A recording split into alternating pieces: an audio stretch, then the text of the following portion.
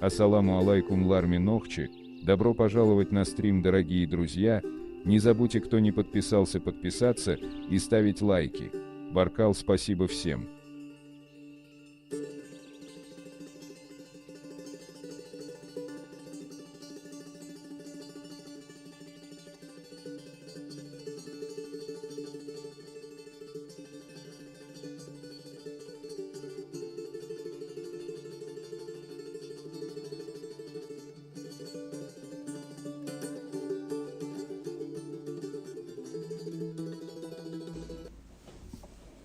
Ибраим, подключай наше вещание в Ютубе. Если меня хорошо слышно, видно, я немножко поясню. Вчера в конце эфира Черто, наш один из старых подписчиков,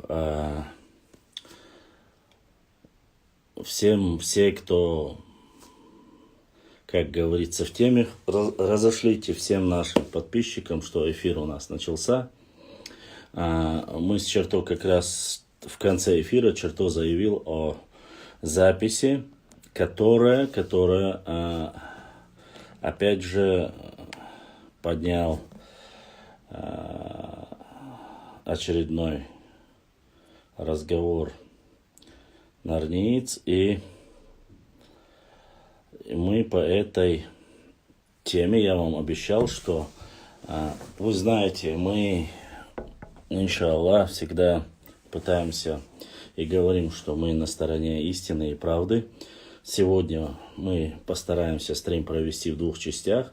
Первое, мы разнесем в пух и прах эти сказки, которые были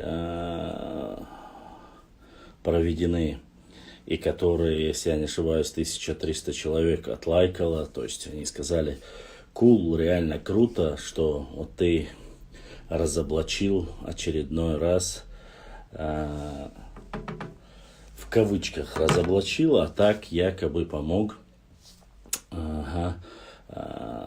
братьям и так далее и тому подобное. Вот. И я вам обязательно, конечно же, включу эту запись. Она, в принципе, небольшая, но из сопровождения, поскольку у меня нету ноутбука, я постараюсь вам как-то эту трансляцию провести одновременно в Инстаграм, и показывая карты, показывая ложь, раскрывая вот это все подноготную. Конечно же, истиной, как говорится, обладает только Всевышний Аллах, но мы для людей разумных постараемся в этом стриме, ва алейкум ассаламу рахматуллахи ва баракатуху, раскрыть истину. Так что всех, кто есть, кому интересно развенчание вот этих вопросов, которые якобы касаются в первую очередь этот 10-минутный ролик, который называется «Не допустить вражды между народами». И что же на самом деле под этим роликом подразумевается? 1900 просмотров под этим роликом. Я надеюсь, что вам, как моим дорогим подписчикам, будет приятно узнать, что да как. Для начала, Ибраим, ты подключился в YouTube уже, чтобы мы начали к YouTube, чтобы мы могли уже начать разоблачить этот очередной фейк и ерунду, которую несут. Бену Бенасе, альхамдулилlah, как сказать, живой пока, положение худо-бедно, но выживаем. Альхамдулилlah. Главное, наверное, это то, что жив-здоров. Остальное, если есть на то воля Всевышнего, тоже наладится. Да, но смотрите, чтобы было сразу же понятно, кто там через директ и по WhatsApp может раскинуть, чтобы побольше зрителей пришли, посмотрели, можете отправить, если кому интересно. Смотрите, сейчас... Так, включить и так далее, и тому подобное. Ну, давайте я и сразу же первый донат от нашего брата Мухаммада Далсаадуэл Болдиснек Эзершка Саудулил. Давайте я включу вам запись, чтобы вы услышали, и я буду останавливать и объяснять вам все. Мне вот такую карту одну сбросили. Ну, что это за карта, как она называется, кто ее издал, я сейчас дальше покажу. Итак, якобы вся тема начинается с карты, которая разоблачает нас. Ну, послушайте, я вам покажу эту карту. Дальше расскажу. О чем идет разговор? Это карта 1824 года, да? Ну, о чем идет здесь разговор? Вот обратите внимание. Видите, лезгины указаны. Дагестан, Кумыкия, Кисты. Владикавказ уже существует Владикавказ. Видите, где ингушские общества. Здесь они не указали, на этой карте не показаны отдельное общество чеченцев. Ну, смотрите, давайте посмотрим, почему. Даже здесь указано, смотрите, Белокан, вот эти общества. Это Белокано-Джарская область, так называемая. Ну, это за перевалом, это абхазы, дальше лезгины и другие народы, ханологи. Но смотрите, не указаны здесь чеченцы, да?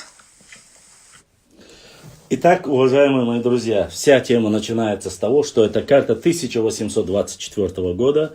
Эту карту я вам сейчас покажу. Вот эта карта. Возможно, вы ее не видите, но, альхамдулилlah, мы уже не в первый день работаем. Посмотрите общий контраст этой карты, чтобы вы не подумали, что... И сейчас посмотрим карта другого ракурса и приблизим эту карту, чтобы было понятно, о чем речь идет. Я вам показал, конкретно он выставил вот эту карту. Для кого не видно, посмотрите, как эта карта написана. 1824 года карта. Он говорит, не указаны чеченцы. Их не было, якобы. И указано, что эта карта, вот попалась ему эта карта, и так далее, и тому подобное. Уважаемые мои друзья, а теперь я хочу вам показать, и вот просто с самого начала показать вам, как на самом деле пытаются эти сказочники, нарнийцы указать, что якобы в 1824 году не было чеченцев, а вот была часть, в котором есть только... Пока идет, вы смотрите эту карту, послушайте дальше запись.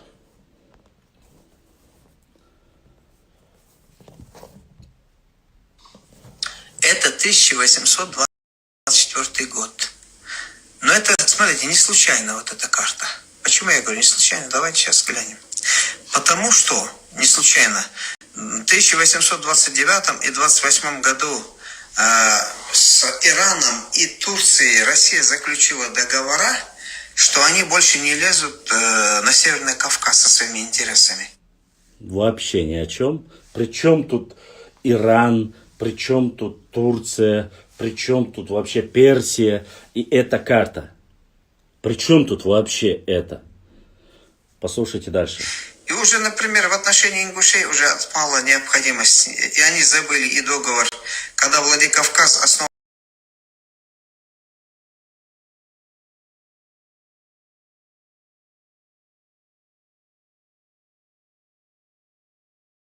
забыли договор 1770 года, а вот в этот период уже забыли, тогда не мешали этим ингушам. А ну-ка, давайте я вам тексты. Итак, Я вообще не могу понять, при чем тут договор 1770-х. То есть он пытается указать, что в то время кисты им не мешали, и якобы он под именем кисты подразумевает, что якобы чеченцев нет в то время, он говорит, на этой карте. А есть кисты, и он этих кистов непосредственно приписывает к себе. То есть он говорит, это мы, но мы в то время, им не интересен договор, они о нас не думают и так далее и тому подобное. Так вот, посмотрите теперь эту карту с близкого расстояния. Я не поленился, вот эта карта. Уважаемые мои друзья, для тех, кто, может быть, не понимает, чтобы было понятно, это время уже существует крепость Грозная, это время существует Дарьяль, написано, видите, Дарьяльский там. Это время река Сунжа, крепость Грозная, крепость Моздок, крепость Кизляр.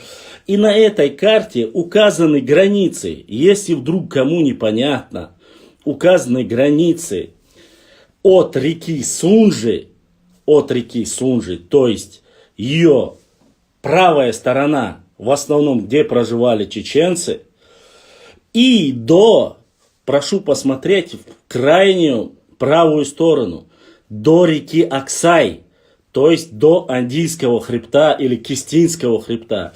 Вот это название Кисты записан, там не нужно было записывать чеченцы, потому что в раннем периоде уже указывается о том, что и Гюльденштейн, и остальные все записывают Чечню как кистинцы. И тому, кому непонятно, этот человек берет карту, которую мы публиковали. Я думал, что же за карта такая, супер пафосная, где нету чеченцев. Это карта, которая есть в свободном доступе. Это карта 1824 года.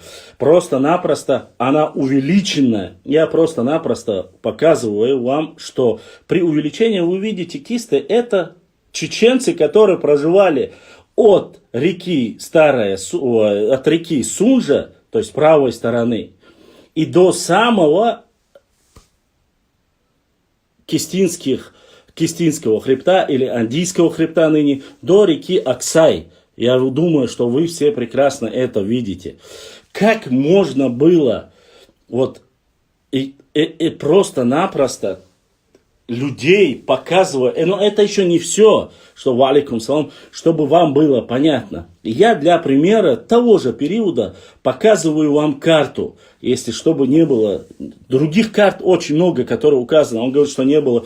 В то время уже идут, не забывайте, это время уже, когда есть восстание, то есть есть шейх Мансур, первый имам Кавказа, ведет свое восстание, вы знаете, с конца 18-го и до, в принципе, с 1785 до 1800-х годов. Этот период как раз таки и восстание есть, и сопротивление есть. Этот человек говорит, что нету никаких сопротивлений. Это восстание. Здесь написано на этой карте просто Лезгистан, Дагестан, отдельно написано. Но они находятся, опять же, находятся на той же местности, где и находятся и сейчас. Просто карта чуть-чуть... формат, где должны были написано быть чеченцы, написано кистинцы, потому что под кистинцами и подразумеваются чеченцы. А автономии ингушской вообще не существовало до 1860 года. И само собой там фиксировалось одно название, под которым подразумевался чеченский народ. И плюс еще ко всему этому, давайте покажем вам карту, которую я вам обещал показать. Та же самая карта, того же автора. Посмотрите, как выглядит эта карта. Карта Кавказской губернии. Более правильно. То есть они показывают местность, где находилась в основном под, как вы видите, где находились поделены под властью царской России. Нижняя часть территории свободных горских народов. Вы видите, да? Здесь опять же нету ни Дагестана, здесь нету ни Осетии, нету ни Ингушетии, ни Чечни, ничего нету. И такие карты есть. И просто-напросто человек, который рассказывает, что не было. А теперь давайте, если вы не верите, посмотрим на карту. Вот смотрите, карта Грузии и соседние страны в 18 веке. Чтобы вы понимали, 18 век это с 1700 по 1800 год. Этот промежуток 100 лет, это карта Грузии, которая не ангажирована, здесь написано Грузия и соседние страны в 18 веке. Это грузинская карта. А теперь посмотрим, что же говорит нам грузинская карта.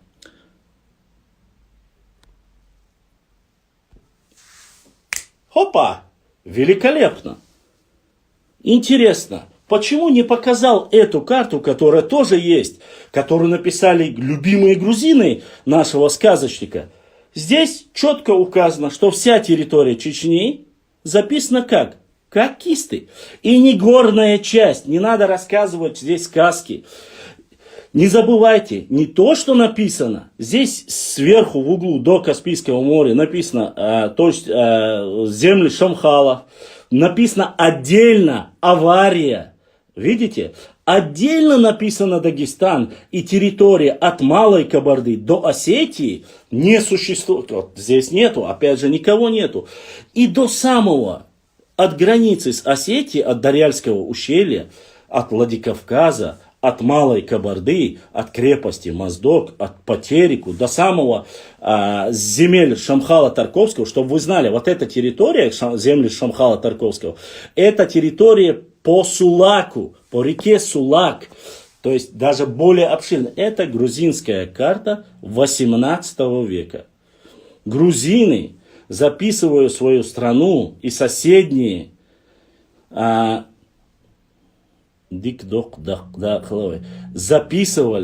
записали всех, кого были в 18 веке, и кто был по соседству. По соседству с грузинами. Вы здесь видите, чтобы Хивсуретия, Тушетия отдельно, Хеви, Тилетия, Осетия, видно Кабарда, Малая Кабарда, крепость Моздок, земли Шамхала Тарковского, Авария и Дагестан. И жирными буквами карта, я вам показал, есть пост, вы можете посмотреть. Написано на всей территории. Не чеченцы написано, не глигвы написано, не ингуши написано, ничего не написано. Грузины, давшие самоназвание всему народу, записали как кистинцы, кисты, подразумевая под этими термином, этнонимом всех чеченцев. Потому что в то время все подразумевались под одним названием кисты. Если бы они бы сделали карту более раннего периода, будьте уверены, они точно так же бы написали бы Дзурцукетия. И много таких карт, где есть Кистетия, Дзурцукетия. И это фиксируется. И ученые точно так же, и царские ученые говорят, что в более позднем периоде отошли уже. И начали есть карты, где написано Мизжеги от военно-грузинской дороги до самого там Дагестана. Вот в чем суть. И после этого всего начинается вот эта тягомотина, якобы найдена карта, на которой не существовало, не было. Ну, вопросы, и вы послушайте дальше, мы потихонечку послушаем дальше разговор по карте. Я надеюсь, всем стало ясно, что за сказки и аферисты. Зачитаю, что это за карта.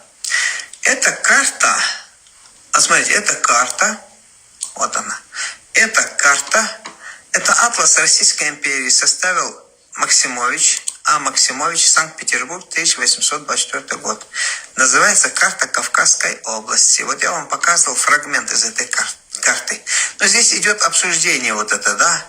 Что-то я не вижу, говорит, избранный народ. Может, только я не вижу, говорит, ну, кто там пишет. Избранный народ. Для сравнения, чеченцы, живущие в Седахе, ну, про язык, смотрите, видите, как ингуши толерантны. Чеченцы, живущие в Седахе, остались чеченцами, язык сохранили, адаты сохранили, связь с родичами в Чечне поддерживают. А наши, которые переселяются в Чечню, их все свое оставили. В Седахе переселились, все свое сохранили, поддерживают родственные отношения, потому что Псидах была внутренняя территория до определенного времени Чечни, поскольку они являются исконными нохчи, они поддерживают, они являются нохчи и остаются нохчи. В чем тут упрекать или в чем вина того, что кто-то ваш там что-то делает, не делает, и разговаривает. Слушаем дальше. Вы поймете, кто проплатил и кто закидывает вот эти бросы касаемо последнего месяца. Это касается Ауха, особенно Ауховского района. Послушайте. И перенимают ихние. Видите как? То есть перенимают наш язык и становятся чеченцами, он говорит. Все, кто оттуда Видите, приезжает. насколько видят свои ошибки. Вот в нашем народе видят свои ошибки, не стараются там виновными находить на стороне. Ну и про нохчи, видите, говорят, они хотят быть сегодня единственным народом, носителем нахской культуры, Великой Чечней. Ради этой цели готовы... Хотят быть носителями, говорит, великой нахской культуры. А почему мы не должны быть носителями своей культуры? Почему нохчий народ не должен быть носителем своей культуры, своего языка?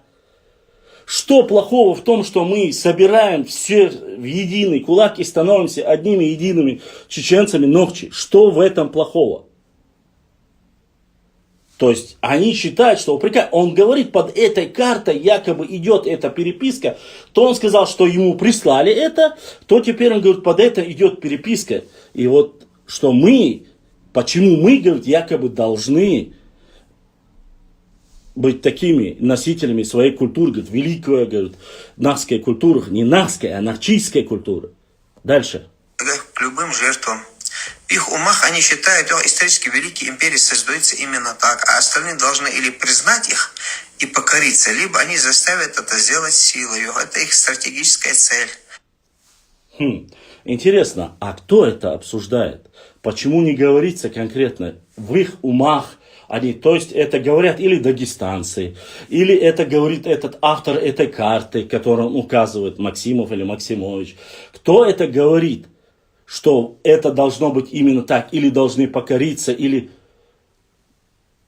Ничего не обсуждается. Но тем самым осуждается. Вы не забывайте, что ролик называется «Не допустить вражды между народами Кавказа». Но разговор идет конкретно о том, что осуждают конкретно чеченцев, осуждают то, что мы хотим быть единым народом, что мы изучаем свою историю, свою культуру, начали собирать все руины, и идет осуждение нашего народа. Дальше.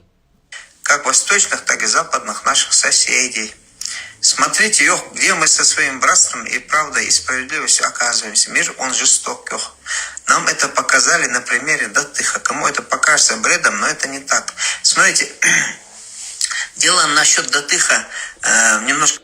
То есть они говорят о братстве, то есть сразу говорится, то есть написавший человек этот комментарий является представителем того же сообщества, который разговаривает. Руслан, то есть он говорит о своих непосредственно о своих людях. Слушаем дальше. Речь теперь начинается, послушайте.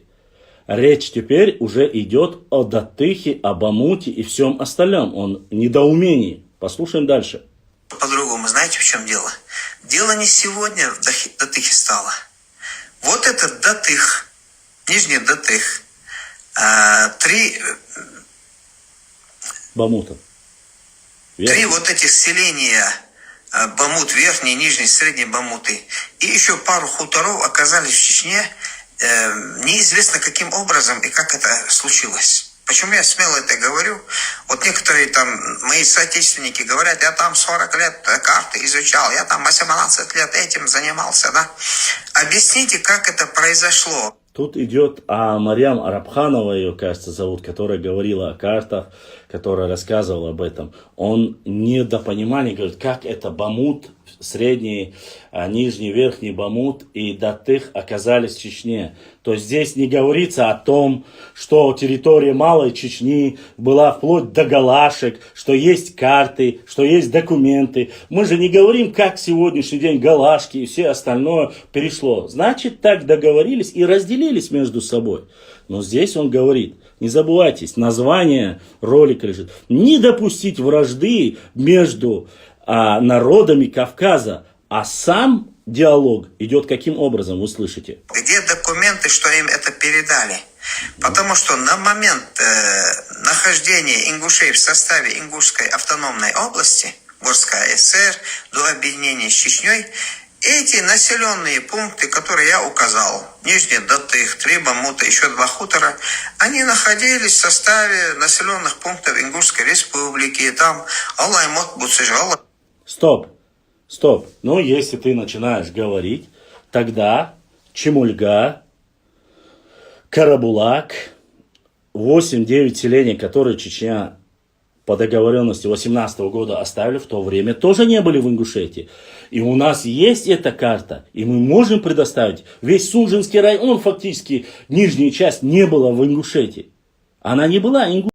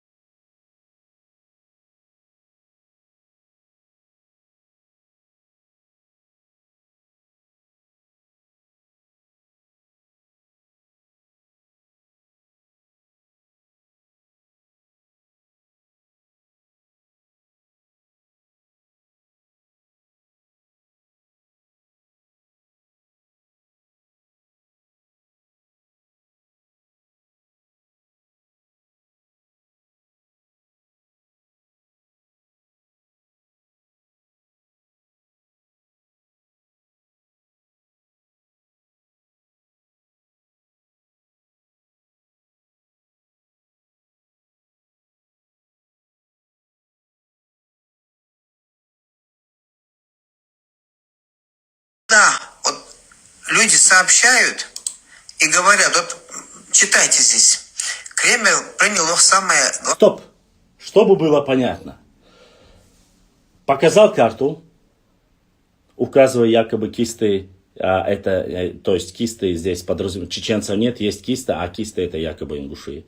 Потом технично переходит на ингушскую тему, говорит о границе, говорит о Датыхе, говорит об Бамуте. Датых, кстати, на территории сегодня нынешней Ингушетии, не нужно его. Бамут на территории Чечни. И он говорит, они очеченились, и теперь все говорят, что там живут чеченцы. Но там живут в основном Мелхи, Эхки, Тумсуай, Зумсуай, в этой стороне, Уарстхуай. Каким образом они очеченились, если они являются исконно нохчетейпами, чеченцами? Каким образом? И тут это была затравка, чтобы вы понимали, кто заказал эту лабуду. И тут, говорит, идут разговоры. Не называет конкретно имен, не говорит, кто говорит, какой ник говорит, какой аватар говорит, откуда он. Еще раз повторюсь, что тема называется «Не допустить вражды между народами Кавказа». Слушаем дальше. Решение в 21 веке для Дагестана. И, возможно, это последнее решение. Это плохое решение, но других решений для горцев у Кремля, видимо, нет.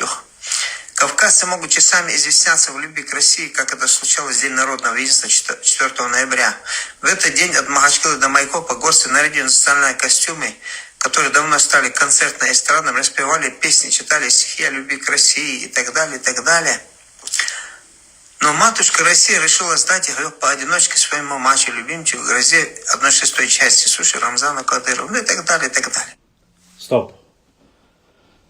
Теперь мы дошли к заказчику, и человек начинает говорить. То есть он, не имея никаких доказательств, говорит, что части Дагестана Кремль хочет передать своему любимому Рамзану Кадырову, главе Чеченской Республики.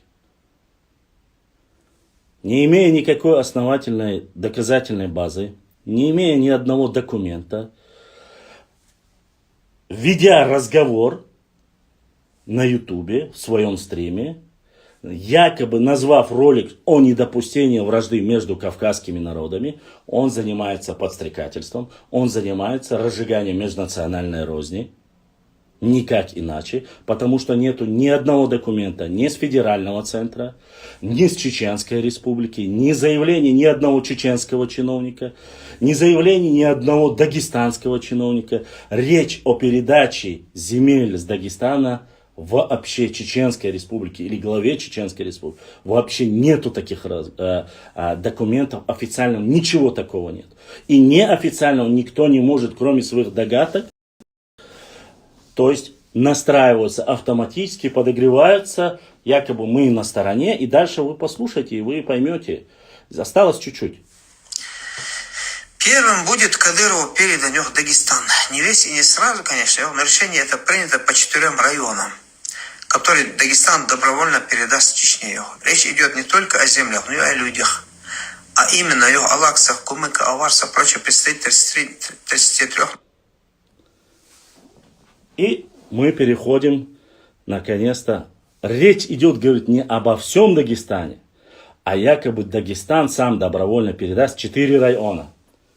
Послушайте, чтобы было понятно, кто эту шарманку заказал, и кто вообще, вот о чем речь идет, говорит, не обо всех, а о 4.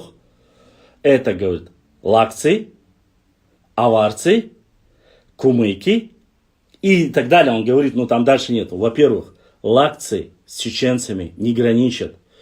Речь как раз таки идет о тех лакцах, которые живут в Новолакском районе и которые должны быть переселены по программе после восстановления, то есть реабилитации чеченского народа и восстановления Ауховского района.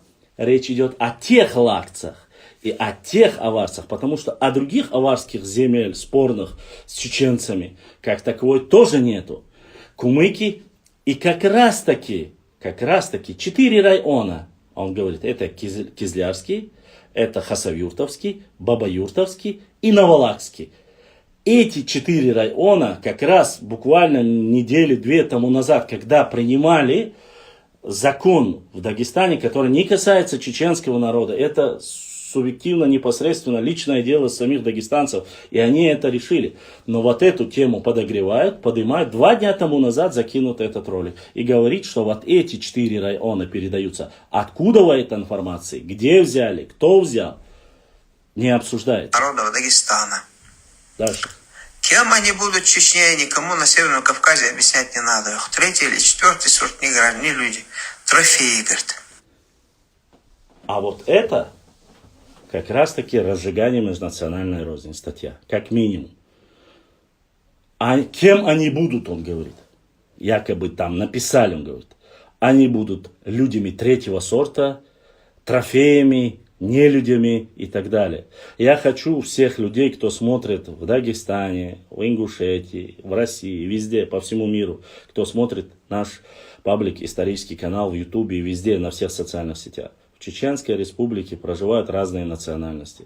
Проживают кумыки, нагайцы, терские казаки, ингуши, частично аварцы. Разные татары проживают, азербайджанцы, грузины проживают, армяне есть немного. То есть проживают разные национальности. И в Чеченской Республике никогда, вот за последнее это время, не было и понятия такого, которое говорилось бы, о том, что они являются людьми 2-го сорта и так далее, предвзято и все остальное, такого не было. Чеченская Республика многонациональная республика, а то, что вот ты сейчас именно рассказываешь, это называется как раз-таки разжигание межнациональной розни. Почему это лакцы, кумыки, аварцы и так далее? Если даже гипотетически, чего нет на самом деле, представить, То есть ты хочешь сказать, что все, кто проживает в Чеченской Республике, кроме чеченцев, они являются людьми третьего сорта, их ущемляют, они рабы, они трофеи. Что за разговоры, что за вообще понимание в 21 веке рассказывать такую ерунду? Зачем рассказывать это? Они просто-напросто, это как раз-таки натравливание, разжигание и вот между собой, чтобы было. Слушаем дальше. Вот смотрите, вот это, видите, пишут. Это пишут, перекидывают друг другу, люди перекидывают. Мне тоже скинули это. И вот я сейчас с вами обсуждаю. И тут он пытается съехать. Якобы я не виноват. Перекидывает, говорит, друг другу. Раскидывает. И вот мне скинули. Нету конкретного адреса, нету конкретного человека. Одно дело, когда два человека между собой раскинули это. Другое дело, транслировать это непосредственно, транслировать это через свой канал, рассказывая, подтасовывая лживую информацию, озвучивать это, транслировать это через средства массовой информации. То есть я не имею права такое говорить. Это неправильно, это по всем канонам неправильно. Дальше. Да. Я считаю, если, например, даже если в центральных органах, если, например, примут такое решение, да, я считаю, чеченский народ не настолько, и его руководство не настолько не мудрым, да, они должны, вот иногда говорят, что я там чеченофоб, неправильно. Если чеченцы... А вот тут мы начинаем играть. Если вдруг чеченцы посмотрят, я даю им совет, он говорит. Я даю совет. То есть у главы Чеченской Республики, у Республики Чеченской нету советников, помощников, депутатов, парламента, всего остального, чтобы из соседнего региона Руслан давал советы, рассказывал, занимался нравоучением, чтобы он говорил, чтобы вы не допустили такую ошибку. Что это за ерунда? Кто тебя просил? Кто тебе говорил? Какая у тебя доказательная база? Кто-то раскидывает, я это обсуждаю. Что ты обсуждаешь? Под какую статью ты ведешь? Что за баки? Вот я, честно сказать, если бы я, являясь гражданином Чеченской Республики, начал бы давать советы, которые меня не просили, давать Калиматову или давать Меликову, говорить, если даже Москва так поступит, вы должны, это уже отговорки, чтобы его завтра не притянули, не сказали, я якобы хорошо, у меня нету к вам, говорит, ненависти, но если у тебя ненависти нету, ты начал с карты, на которых чеченцев не существует, ты говоришь. А кисты это якобы ингуши. Потом ты переходишь аккуратно на тему пограничных земель Ингушетии. И ты там тоже говоришь, непонятно, как передали, как получилось, из наших стали чеченцами и так далее. А осуждаешь, что мы начали свою культуру возрождать, архитектуру, свою историю. Осуждение идет. Потом говоришь, хотят забрать 4, Кремль собирается отдать 4 района. И все, после этого сказал, он говорит, я даю совет. Он дает совет. Народ на это пойдет, вот на это, да, это получится самое безграмотное решение, понимаете? Самое безграмотное решение будет, понимаете, которое... То есть, если Руслан не сказал бы это, если поступит, гипотетические вещи мы говорим, поступит, самая ошибка будет большая, говорит.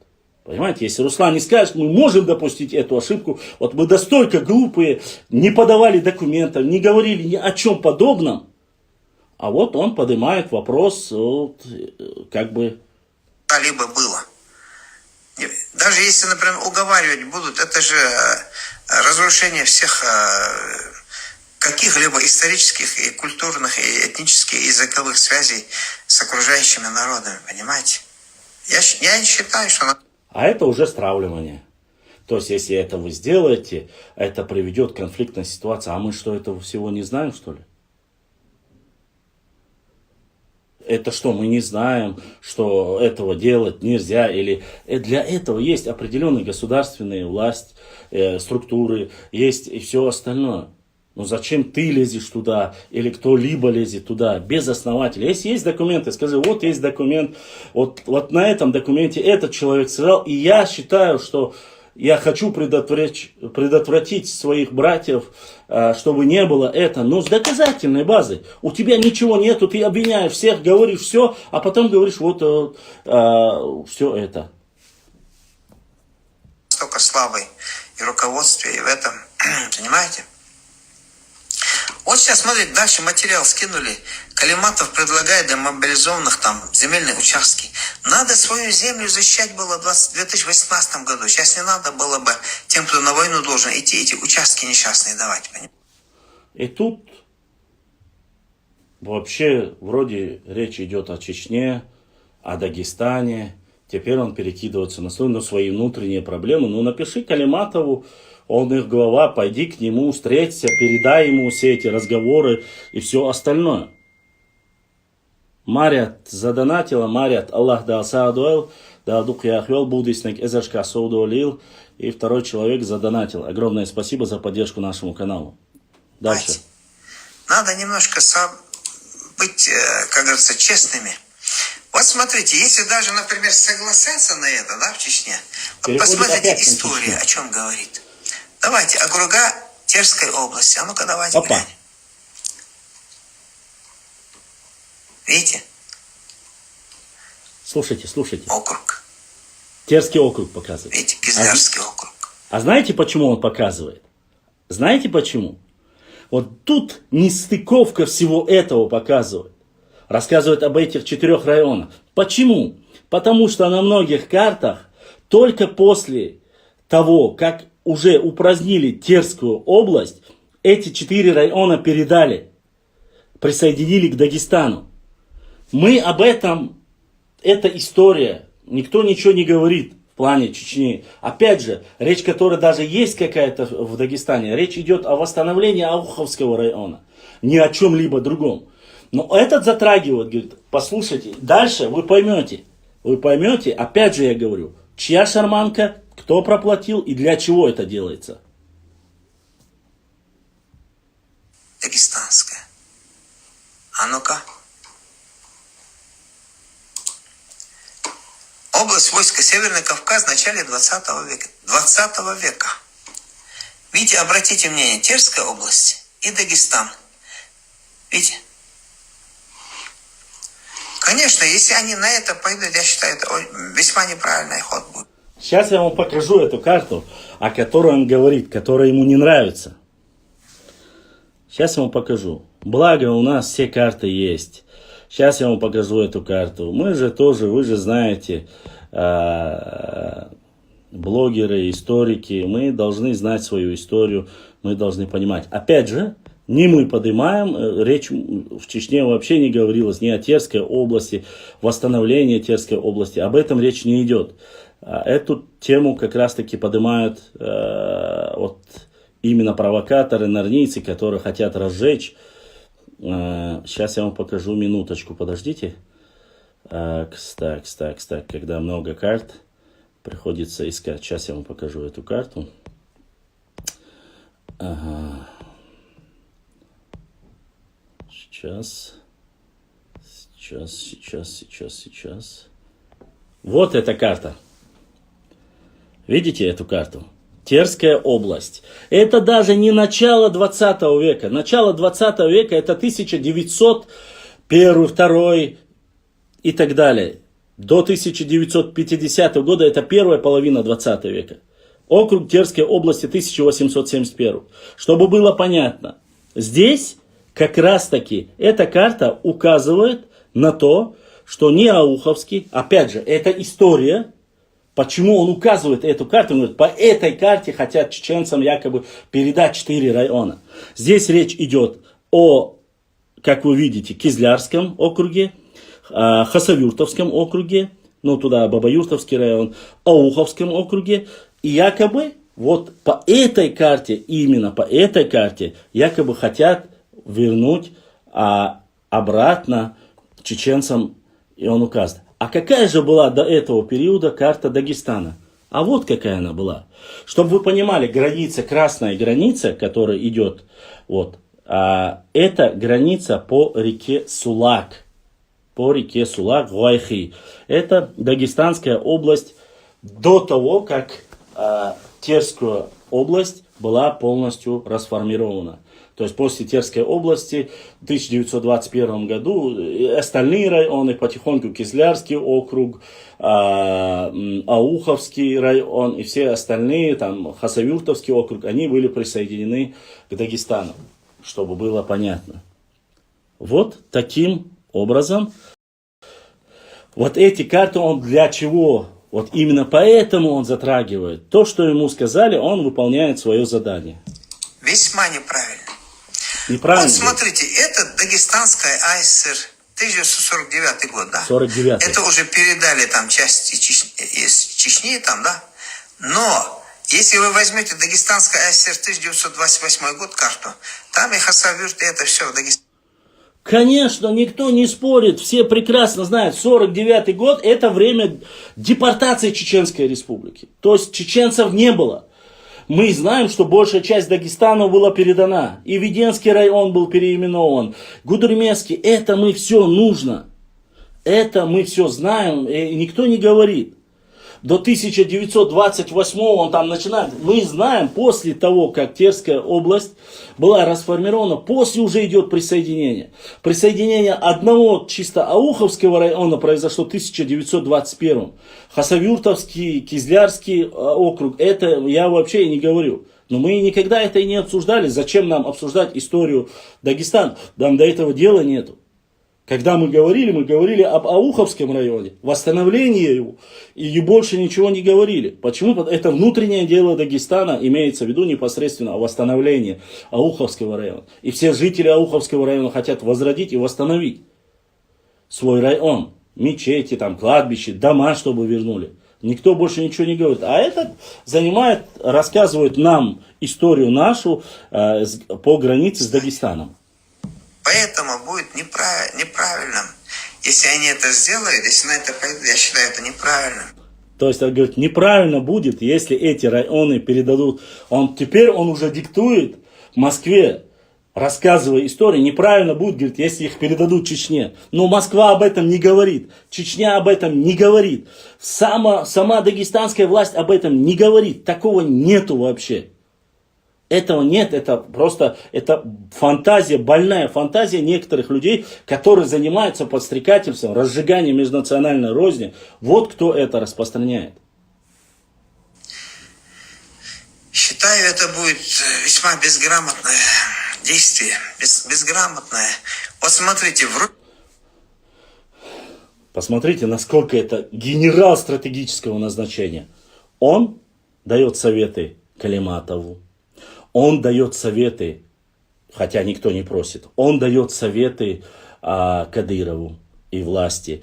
Он дает советы Дагестану. Он дает советы федеральному центру и Москве.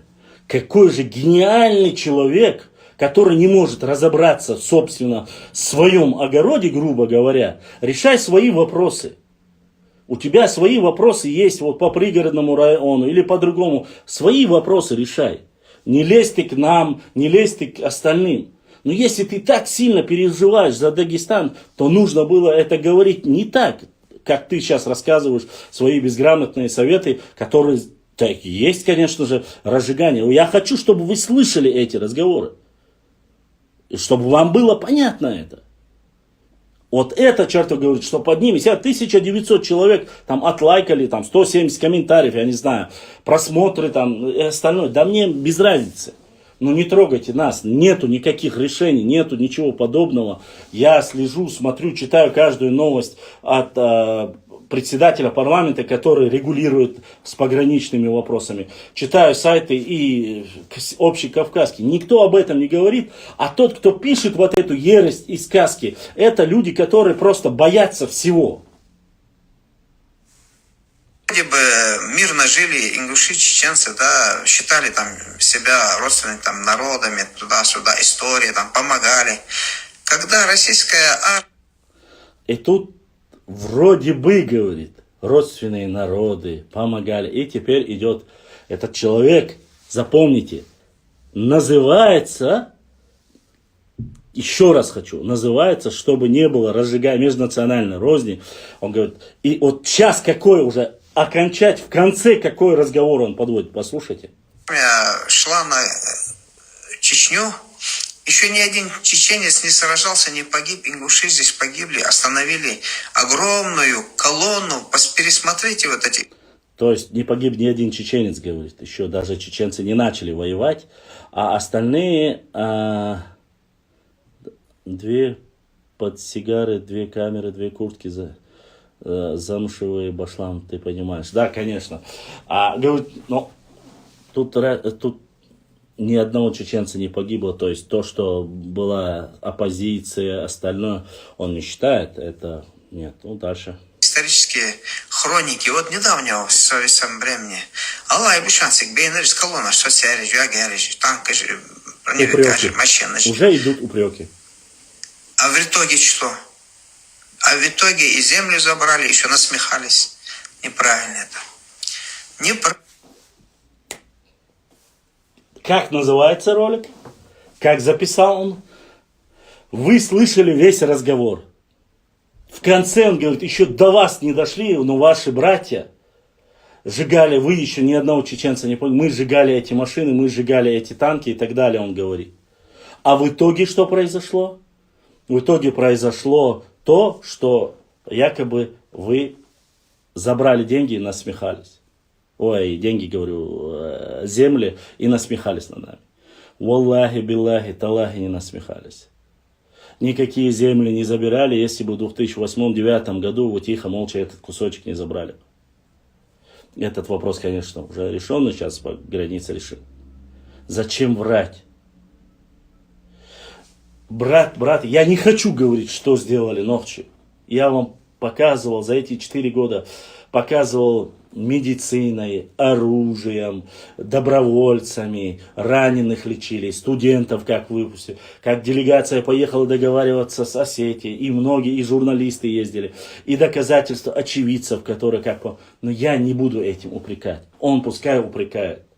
Якобы мы сделали для вас братский ход, а вы как нам поступили. Вы должны понимать, вот этот месседж идет не столько даже для урегулирования, предотвращения. Это упреки. Это заказ. Вот у нас вот с вами поступили. Да, они писали эти же комментарии. Будьте начеку, выходите общественность. Если этот закон в Дагестане примут, будет то же самое, что в Ингушетии. Нет, не будет. Если вы тихо, молча эти земли в 2008-2009 году не взяли этот кусочек земли. Благодаря этому кусочку земли вопрос по 8 селам, спорный вопрос, который стоял со времен Аушева и Дудаева, был закрыт. Многие вопросы решены благодаря этому. Опять же вы остались в плюсе, не в минусе. И кто как по-братски относился или нет, уже видно. Правильно.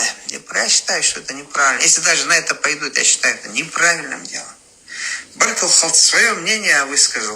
Может, оно неприятно будет, но видите, я забочусь о соседнем народе. Да, заботьтесь. Да, говорит, заботьтесь. Заботьтесь о соседнем народе. Заботьтесь о соседнем народе.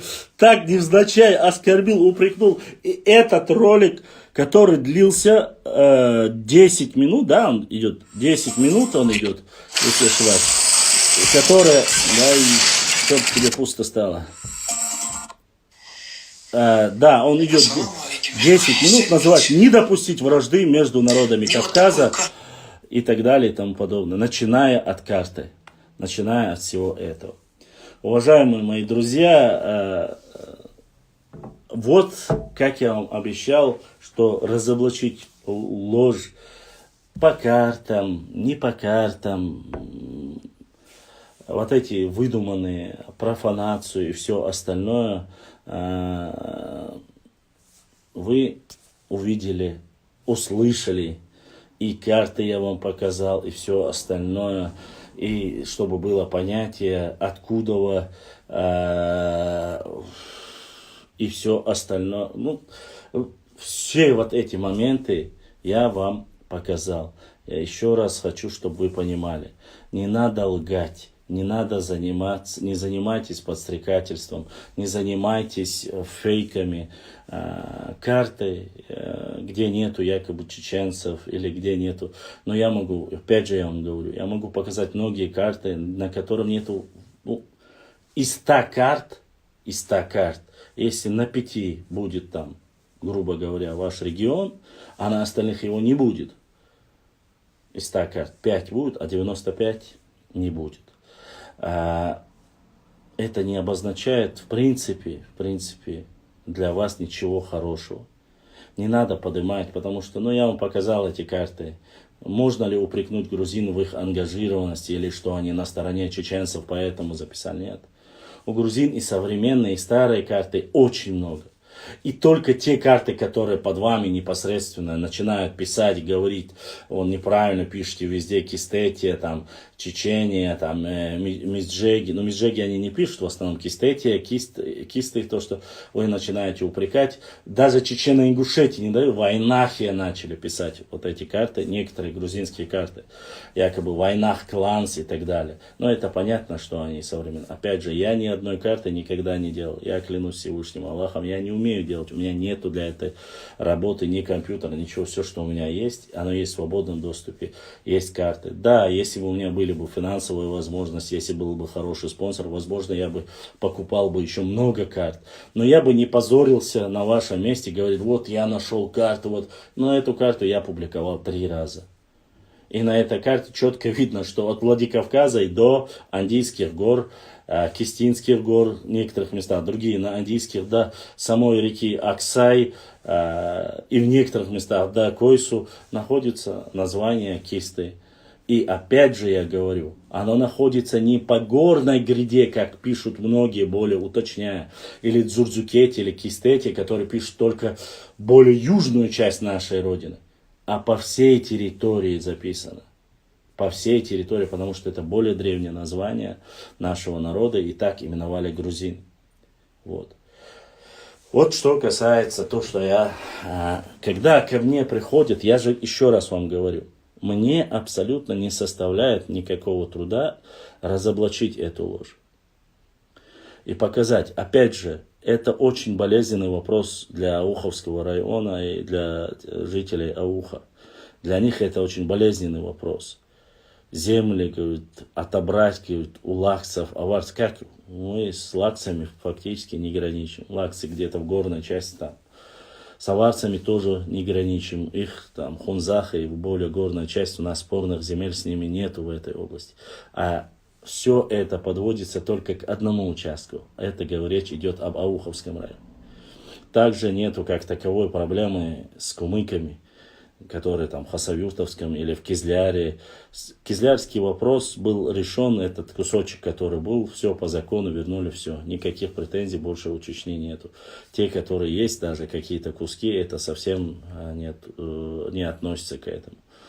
А затрагивают, задевают, это то же самое, если бы сегодня сел бы какой-нибудь ауховский блогер, сел бы и начал бы обсуждать тему, проблематику пригородного района. И как вы представляете, если бы он сказал, начал обсуждать и говорить, я считаю, что неправильно будет, если Москва отдаст пригородный район и правый берег Владикавказа, это может вызвать недовольствие осетин, и это может привести к враждебной... Но это получается одно и то же. Это то же самое получается.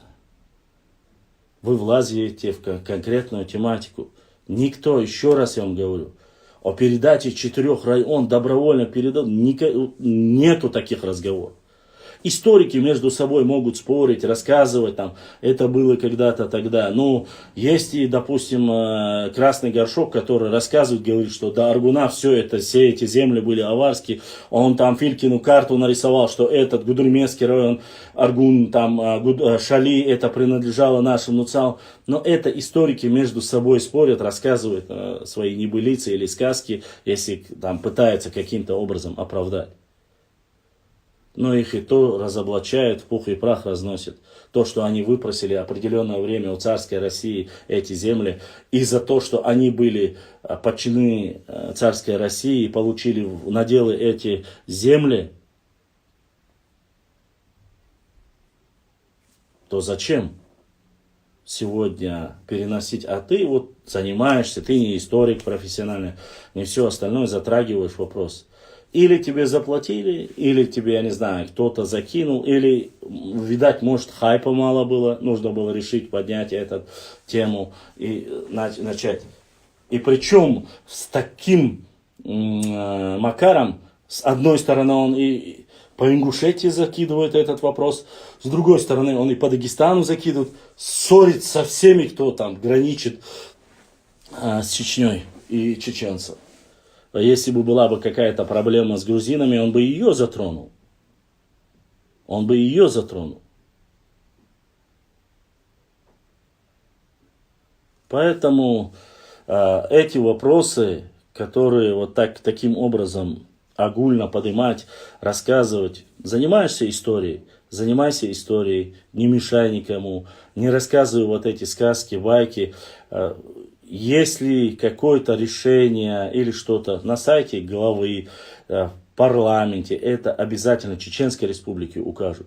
Если нужна будет твоя поддержка, скажут: Руслан, Дорогие выскажи друзья, свое не профессиональное забудьте ставить лайки и мнение подписаться на канал, кто еще по не поводу, что ты подписался. считаешь Баркал, всем спасибо. по этому поводу.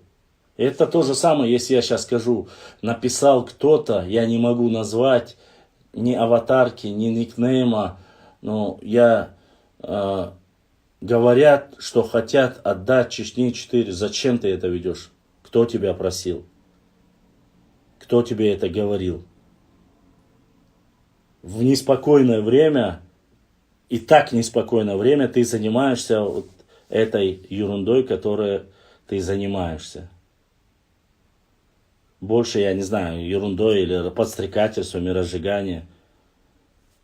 Я, честно сказать, что я не знал, что просто настолько гениальный человек и Кремлю, и чеченской власти, и дагестанской власти, и ингушской власти. Всем советы дает, сидит и говорит, как будто бы власти не знают об этом. Или там, если это было бы серьезно, наверное, обратили бы внимание. Тем более в такое время. Я, честно сказать, считаю это как-то так. Вот. Надеюсь, по этому вопросу я ответил. Это был вчерашний, вот когда мы заканчивали, я сказал вам, отвечу просто-напросто. Карты я вам показал, что это за карта и кто там указан. Примерно откуда эти ноги растут. Все это мы вам показали и рассказали. Ва алейкум ассалам. Поэтому, если есть у вас вопросы, задавайте, я обязательно отвечу. Но вот это ложь и профанация, которая ни больше, ни меньше занимается подстрекательством. Что касается мне, то, что написали здесь, якобы подать должен заявление, я ничего никому подавать не буду. Для этого есть, они мониторят страницы, для этого есть специальные власти, пускай они этим занимаются. Я писать заявление, что-либо делать не буду. Но я хочу, чтобы люди знали, что нельзя заниматься вот такими вещами, верить этим вещам. Нельзя. Тем более нельзя верить, и ни дагестанцам не должны в это верить. Это есть определенная кучка маргиналов нарнийских, которые занимаются вот этим. Ни одно из того, что он сказал, не является правдой. Ни одно. Вот, поэтому будьте осторожны. Вот, остальное. А так я могу вам показать, Башлан, то я скинул, можешь посмотреть сейчас. Ассаламу алейкум. Алейкум салам, во время эфира. Башлан, почему он это делает? Какая у него цель была? Что вопрос, да? Сайнгита говорил, это все. Azatullah deriz. То есть Уховский блогер, он пригородный район. Район взял. Вот как раз таки из-за проосетинские, да, с политики, что человек однозначно, он дальше пригородный район, а ваш ватец, из-за, он прекрасно знает, или его кураторы точно знают, что каждое его действие будет вызывать противодействие. То есть он именно лично Иумий, он таким образом старается вынудить чеченцев, чтобы чеченцы начали выступать против того, чтобы возвратили пригородный район. То есть он, получается, за провокационный умах, он так... хитрый, он был судештег. До того паскудный, до того, он мерзкий умеет, да, даже сегодня долларов. До того больше отъедут. И в самом момент, шел момент, и на ост сюекрач бараз, и на ост, жепа узуешь, так говорится. Це узой и нагасан, там нагасан его недооценивают, то есть улилоштег. Ди кажется, там не вдоволане. 1900 так говорит в эфире, Уитвин Аджик. Да. Это 1900 тагах. Беабица велчи баху на свой, беабица велчи опущенный умши, обиженный. Это беатагдуёна, это сеть, что раз берешь ждать. Левый анкет, что и прит анкет самаешь. Царь инзри бехресет канал шинт войны муго на масалладу она да дагестанский он YouTube канал ш чуады он буаязин галгай у меня динак бохши анкет шулс и даючи хисна он ни в коем случае не давайте слабинку. Чеченцы вас уничтожат, у вас заберут. Они у нас забрали. Я думаю, что самое неправильное, то, что вот в разговорах даже говорит, кем будут, он говорит, после, даже хорошо, гипотетически представим, что, говорит, гипотетически, возможно, передадут, если, и он даже не останавливается на этом, а если передадут, он говорит, кем будут там лакцы, кумыки, аварцы, и тут начинается, говорит, они будут как люди второго сорта, как ну, что за разговор? У нас очень разные национальности. Чтобы ответить на этот вопрос, у нас сегодня, когда виноградная, кумык бутин аж, он может свободно поехать сегодня туда и спросить, живут они как второй сорт или нет. А жил свой эдоляд, гонки, например, вот эти вот кумыки, которые у нас живут, они в хороших должностях, тухобеш. Аварцы в хороших у нас должностях работают. Нет у нас этого. Просто цуеши, гуюгайрон. Это идет конкретное стравливание, разжигание межнациональной розни. То есть это главная сучка, главная сучка Яцунис. Вот, которые сидят там у него в эфире, и его молоком, которые кормятся, они потом будут по сетям бегать, доказывать разным народам, что чеченцы это зло, что всем надо объединяться против чеченцев. Это Игорь Дуцинах. Агар Гирион, Вицин, Шия, Эттавин, я тут при чем? Я не моя, рубашка не моя. Я наоборот даю, говорит, совет нашим братьям. Я, честно сказать, в чем совет? Во-первых, тут совета нету. Во-вторых, у тебя такие свободные разговоры завтра, если даже вот ты являешься, если у тебя там один человек, мы с тобой тет-а-тет ведем разговор, это один разговор. Но у тебя даже, вот смотри, в твоем контенте 5000 подписчиков, грубо говоря, в Ютубе. Я не считаю того, что которые могут там перейти и все остальное. Вот. У тебя 5000 человек, ты на эту аудиторию закидываешь, не считая тех, кто зайдет. Ты на эту аудиторию начинаешь всем говорить, послушайте, там, есть такая ситуация, там, по границе хотят передать это, они будут люди второго сорта, вот по этой карте они хотят, по той хотят. И даже наши земли, говорят, отжали, каким образом они к ним попали. В чем твой совет, я не могу понять. То есть он хочет Совет, да, сидеть цыган. на двух стульях, хочет Там нету совета, Башлам. Зачем? Цыган, там никакого совета и нету. Помины нету. Там есть конкретный месседж. Тем, да, которые месседж есть. сидят. Я и говорю, это месседж. Это бесспорно, это специально рассчитано на Дагестан, это рассчитано на Осетию, это рассчитано на Ингушетию. Там не рассчитано на Чечню в основном. И на Чечню Вот. тоже, чтобы появилось противодействие, чтобы даже чеченцы тоже начали отвечать, сказать, вот ты к нам вот так относишься, а вот давай ты Да. в Осетии разберись, и чтобы якобы мы подстрекали это. Мы Нет, не будем никого подстрекать. чтобы мы начали конкретно поддерживать осетин в вопросе пригородного района. Смотри, Иду цыган, Дерек Башлам, ты должен понять это. Но зачем нам поддерживать, грубо говоря, осетин? У Не, них он проблем нету, как таковой, у них проблем нету. Проблемы как раз вот как есть, раз проблемы есть. есть проблема. Знаешь, что за проблема? Проблема в том, что Ингушетия это разные политические мнения, разные взгляды. Одна часть, смотри, дай мне сказать. Одна часть старается затянуть ингушей, в состав Осетии, чтобы они вместе жили, они спятили. Не, Дергду.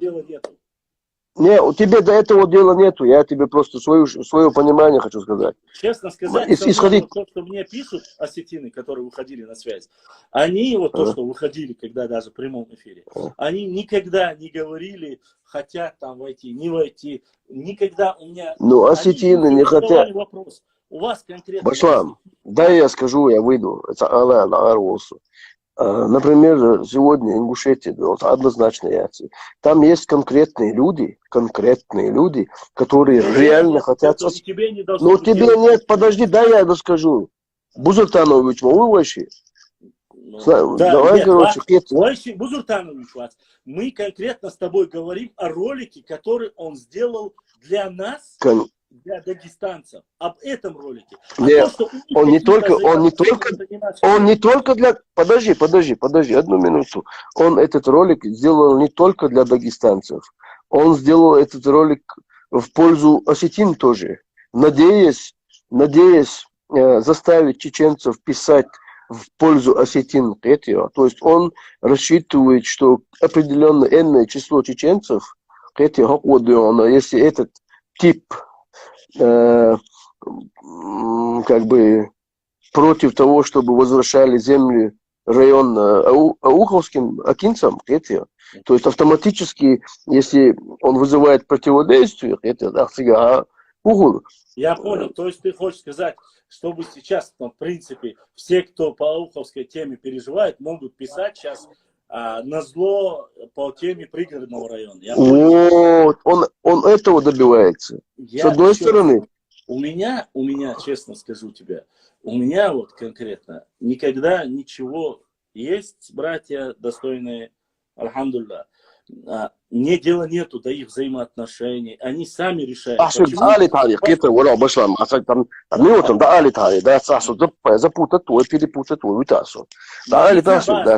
взаимоотношения. Шманица, вайгук да царь, сами они разберутся. Вайгук да царь.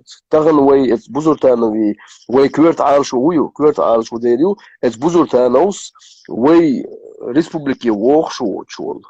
Вы омхша ватсбохшо штагдуяна ваган ауховский район юч нохчи бюч син хуалшло иду вен кверт хадиш. Да, иду согласен. Вот эстивария чусо.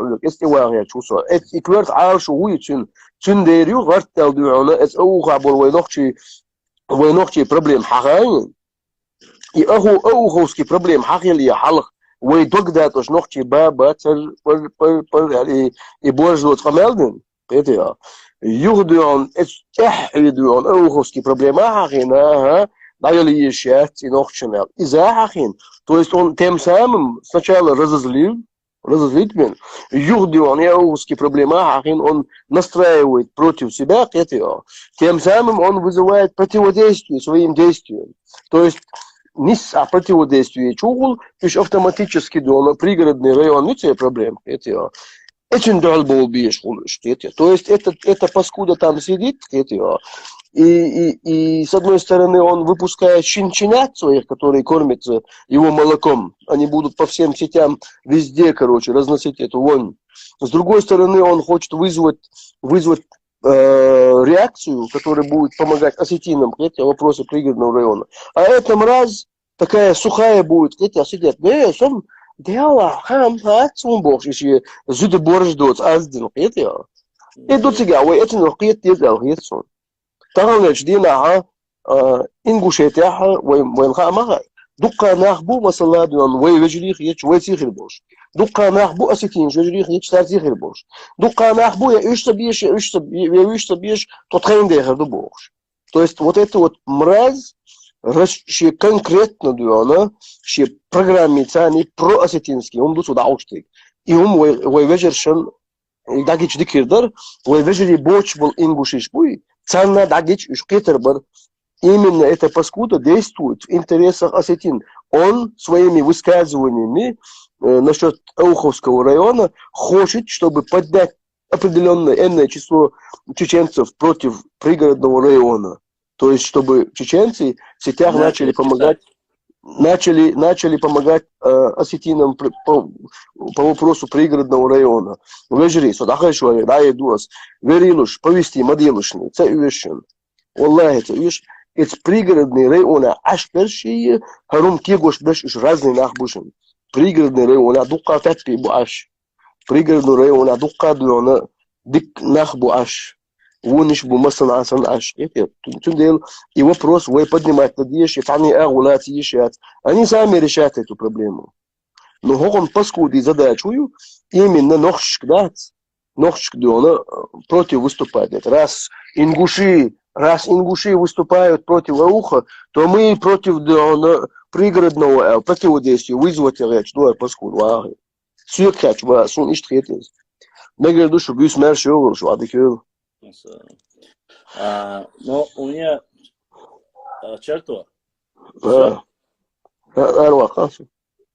Ну, смотрите, мнение есть у каждого человека, как говорится, может быть одна версия такая, может быть такое.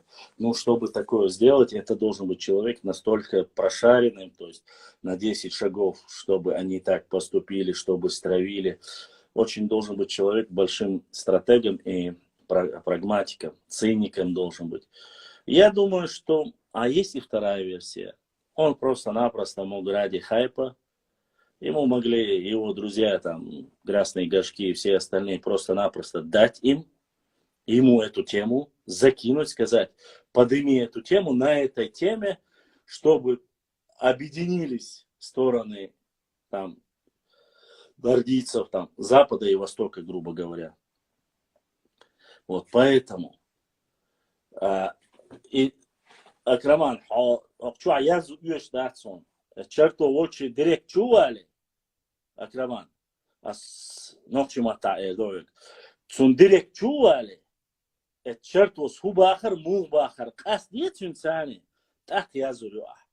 Хопчу хаве, на ахуня, осетины были братьями, не были братьями, твек дить уешь даться, хаук даться.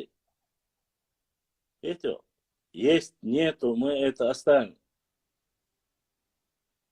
Вот.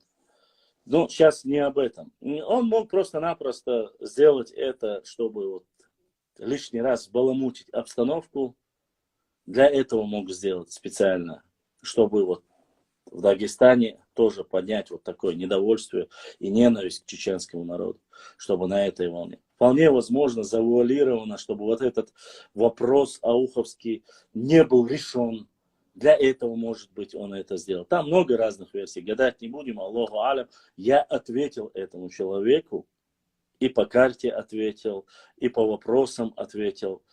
Не являясь там. Просто как исследователь, как знающий немного историю, как блогер. Я ответил этому сказочнику, что это чушь, сказки и провокация. Это, честно сказать, по мне, я не знаю. Это разжигание подстрекательства. Межнациональной розни. Поэтому нужно быть умнее. Никого ничего я писать не буду, никому ничего я говорю. Для этого есть и сидят здесь, всех фиксируют, поэтому алейкум ассалам, Масерга, есть для этого все остальное. Но советы у него никто не просил. Я думаю, если он хочет высказать как общественный деятель свое мнение, высказываю свое мнение, но касаемо, если это касается чеченцев непосредственно и ингушей, свое мнение ты высказать можешь, и тебе ответят. Но влазить там, тебя там, какие-то другие вопросы касаемо истории там, Уховского района и так далее, все остальное. Гун Самоволка. Уважаемый Гун Самоволка, ты мне говоришь о вещах недооценивать. Я уже 4-5 лет работаю на истории, все остальное. Вот. Адукваха Акраман, зайди своему Руслану, напиши это. Не пиши сюда. Напиши ему, зайди и скажи, ты нашу историю рассказывай, о нас рассказывай. Не трогай чеченцев, не трогай дагестанцев. Прежде чем зайти ко мне, зайди к своему и его останови. Не надо нам писать, не надо нам здесь сказки рассказывать.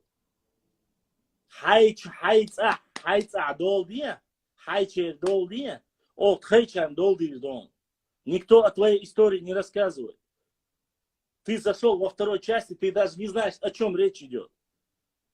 Это ответ вашему сказочнику, который начал с карты, начал за здравие, закончил за упокой, как говорится. Что вы за народ? Свои вопросы не решаете, заходите про нашу историю, оставьте. Да никому дела нет до вашей истории. И до вас нету дела никому.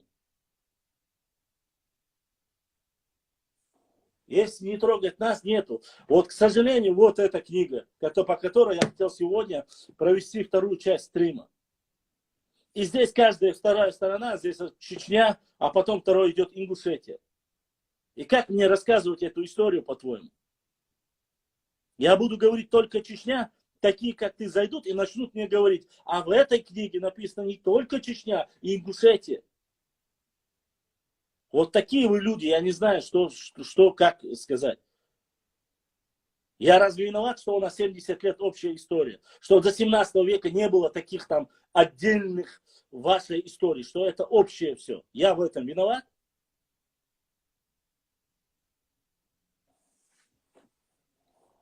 Это история. Если вы когда-то отделились, уже потом начали, там, если после этого то, что у вас происходило, мне дела нету. И никому нету дела. Когда ваши что-то делают, вы молчите. А когда мы отвечаем, вы говорите, делайте из нас врагами народа и все наши грехи забираете. Начиная от лица, там рассказываете сказки. У меня фотография сделана когда-то по молодости студентам Сурковым, говорите, это сурковский человек. То есть, если бы я, не знаю, с Обамой сфотографировался, я что был? Обамовский человек, что ли? Фотографии делают с разными знаменитыми людьми, именитыми спортсменами и все остальное. У меня и с Сайтиевым есть, и с разными боксерами есть. Я что, вольный борец, что ли? Или ММАшник. То есть, если я завтра своим однофамильцем Чимаевым Хамзатом сфотографируюсь, что я должен быть? Это глупость и тупость, которую вы, конечно же, сами того не зная, поднимаете. Я автомобиль сейчас кофе поставлю. Ой. А чего вы, не решая своих вопросов, начинаете Дорогие учить друзья, жизни? не забудьте ставить лайки и подписаться на канал, кто еще не Ибрагим, подписался. если есть вопросы... Баркал, всем спасибо. Какой Джонни? Я не знаю, кто такой Джонни. С певцами, с ними я фотографию вроде бы не делал. Сулха уж никогда. Ну, сделал бы. Я не знаю. С Тимуром бы сделал фотографию, если бы была возможность. Я бы сделал фотографию с имамом Алим Султаном, да, Гештуальцем, да, Лазов, Поболдуальцем. Вот. С такими бардами нашими. Сделал бы фотографию, если бы он был живой, с Абузаром Айдавиром, Османовым бы сделал фотографию, Али Димаевым бы сделал бы фотографию. Вот с такими бы творческими людьми, с Махмудом Эсимбаевым бы сделал фотографию. Я бы сделал. Но всех их нету сейчас, ну, кроме Тимура. Тимура, я не знаю, где Тимур. Вроде говорят, где-то здесь, но Саасу.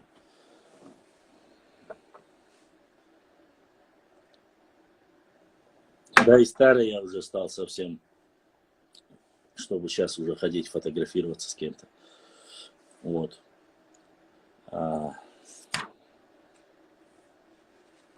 Есть вопросы на есть вопросы конкретно, если у вас есть вопросы, задавайте. Отвечу в Ютубе, если есть. Да, и пока мы разговаривали, поступил еще один донат от Адлана. Адлан Дасаева. Сегодня вроде третий человек, который задонатил. Огромная большая благодарность всем, кто поддерживает наш канал. Поддерживает наш канал, донатит, помогает тем, чем может. Я понимаю, что возможности у многих наших ограничены. И огромная благодарность, особенно нравится с Хасмагомедом. Конечно, сделал бы. Огромная благодарность моим сестрам, которые время от времени, несмотря на то, что они девушки, всегда пытаются помочь и донатят, и помогают нашему каналу. Все это, как вы знаете, во благо на работу мы направляем. По крайней мере, я пытаюсь вот эти крохами как-то на работу пустить нашу. Уважаемые друзья, давайте сделаем так. Я не буду говорить, кто достоин, недостоин. Каждого свое понимание. Я назвал те творческие личности, которые мне ближе по душе, которые сделали больше хорошего для моего народа, нежели чем плохого. Вот. Поэтому они могут вам нравиться, они могут вам не нравиться, как и политические деятели. Кто-то может нравиться, кто-то не нравится. Это личное дело каждого человека. Поэтому каждому свое. Я не знаю, что ты говоришь, связь плохая, нет плохой нации, есть провокаторы, не надо сравнивать никого. Акраман, вот ты говоришь, связь плохая, ты не понимаешь, но если я же не говорю плохая нация, мы не обсуждали нации, Акраман. Мы обсуждали людей, которые занимаются провокациями, который зашел, начал, я опять же говорю, посмотри, идет трансляция, в Ютубе будет этот ролик, зайди на bashlam.39 лайв, есть YouTube канал, подпишись и посмотри сначала, и ты поймешь, я включил этот ролик, отвечал, показывал карты, и ты поймешь, о чем речь идет. Ты сразу как бы вступил, сразу и начинаешь говорить там всю нацию. Да никогда здесь никто не обсуждал всю нацию. Вот. Поэтому как-то так. Честно сказать, для меня сегодня героями являются и те ребята, которые работают день, ночь, без всякого переводом. Чеченские слова занимаются, там такие как проекты и школ, там Дади Безлай мультфильмы чеченские, которые делают, это тоже для меня. Я мирный человек, и для меня эти ребята, которые на голом энтузиазме, грубо говоря, бесплатно, все, ну, имеется в виду за свой счет, делают вот эти ролики, делают все это, вот они для меня являются героями. Поэтому кому-то эти ребята могут нравиться, а кому-то нет. Для меня герои ребята, которые работают в компании Mercedes-Benz, а точнее Daimler, да, кажется, он называется, занимаются непосредственно сборкой и дизайнерскими какими-то вещами для Mercedes-Benz в Германии. Для меня ребята, это гордость чеченского народа, ребята, которые во Франции, в Брюсселе открыли вот этот таксопарк, который там назвали Урарту.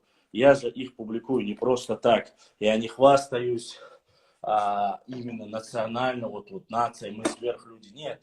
Я горжусь этими ребятами, потому что они показывают мой народ и наш народ с лучшей стороны. Показывают спортсменов, показывают все хороших. И наших сестер показывают. Ну, всем не угодишь, начинает, вот она не в платке была, она не в таких вещах была. Я не могу за этикетом всех наших девушек или, да и вообще кого-либо отвечать. Если она одевается как истинная дочь ночи народа, это хорошо. Вот. А если нет, что уж тут поделаешь, может быть, со временем она все поймет. Ну, наши тоже, видите, подписчики, десятки тысяч сидят под всякими бомбитами, под всякими наркоманами, рокерами, покерами, я не знаю, киллерами. Везде сидят тысячами наша молодежь. А посмотрите, где мы обсуждаем историю, тейпы, географию, этнографию. Сколько людей у нас сидят. У меня в основном все старшее поколение здесь сидит. Молодых не очень много. Особенно, когда спал вот этот накал, особенно по вопросам по границе. Раньше-то еще было больше, более или менее. Ты у них спроси, они не знают даже, не могут назвать там с какого села, с какого района и так далее и тому подобное. Зашел через 4 года после того, как я начал писать, говорит, что ты, поляц, умацаязио. Я ему говорю, ну спустись, посмотри. Там 12 тысяч постов, я должен, скинь мне ссылку. Но я не могу, понимаете, вас всему. Там про многие тейпы я написано. Меня разозлило очень сильно. Пишут последние дни, бил твой, ишрунки, буй, гардуй, вождуй, дуй, гунуай. Вы достали меня уже с этими сказками. И вы. А если вы провокаторы, будьте вы прокляты. Пусть Всевышний Аллах вас накажет за это. Но я, честно сказать, прекрасно уже миллион раз говорил. Ни гунай, ни бил твой, ни бей твой, ни белх твой, ни варандуай, ни какие-либо другие тейпы, которые вы называете, являющиеся исконно чисто новчими тейпами, не являются ни пришлыми, не являются с кем-либо там, от кого-либо появившиеся.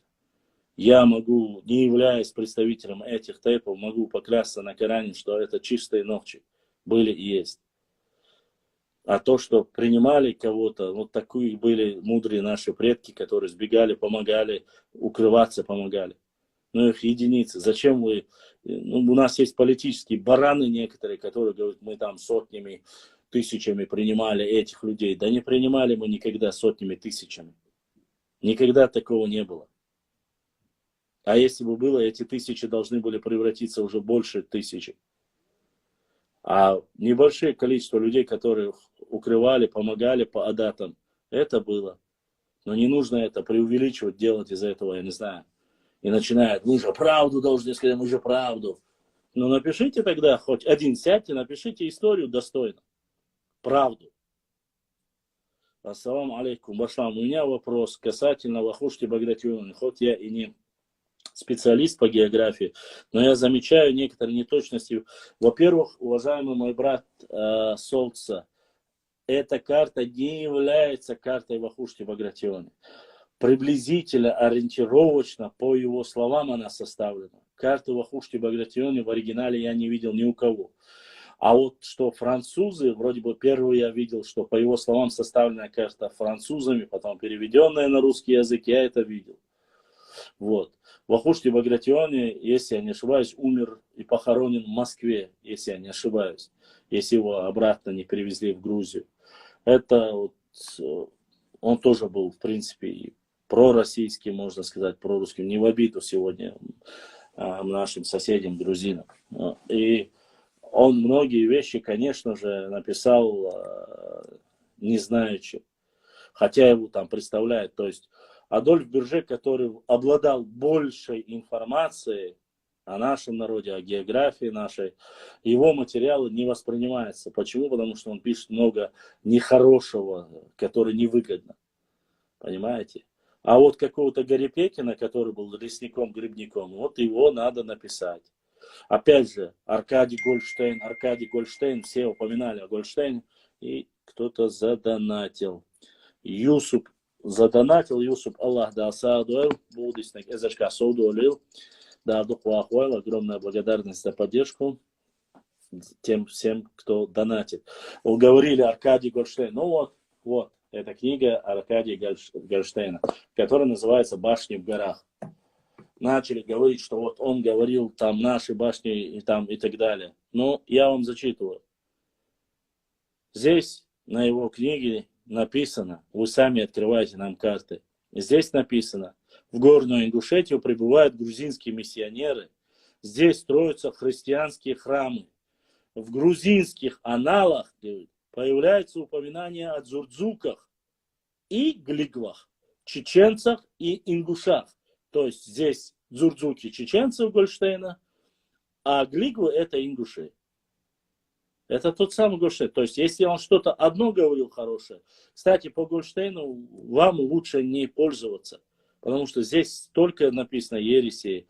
Опять же, то же самое есть и у Вахушти Багратионе. Он очень плохо написал о наших сестрах, ингушских сестрах. Хотя, когда я говорил это несколько раз исследователям нашим соседним, когда начали Вахушти, они мне начали говорить, нет, говорит, Вахушти это говорил не об ингушах, а об осетинках. Но это тоже неправда. Потому что там четко идет перечисление разных национальностей. И он там это пишет. Не очень красиво. Поэтому однозначно говорить обо всем народе, если даже был такой поступок, а мы знаем, что хорошие, плохие есть и суммы.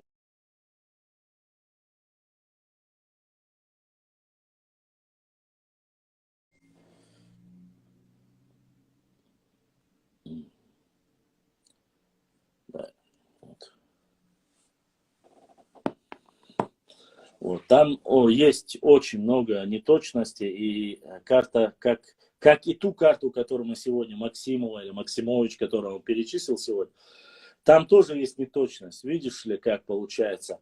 У него на карте идет как Дагестан отдельно, Лезгистан отдельно. На грузинской карте, опять же, Дагестан идет отдельно, Авария идет отдельно. То есть неточности, есть. Но мы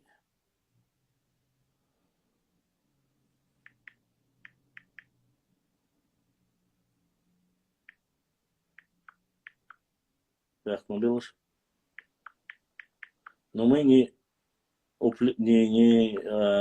упрекаем за счет этого.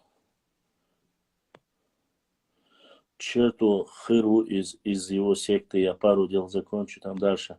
Ассаламу алейкум, Башлам. У меня вопрос касательно Вахушти. Я зачитал.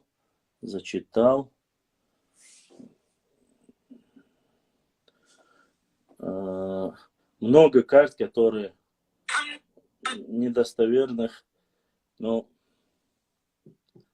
для сравнения нужно провести 2-3 карты, которые, по крайней мере, должны были. Да, и давайте потихоньку, если у вас есть Башлам, убил то. Научился. Ons en nog zoek, Bilto, Bitroy.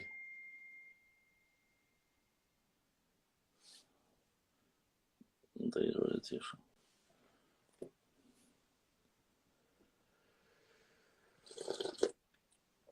Бяхма Билаш.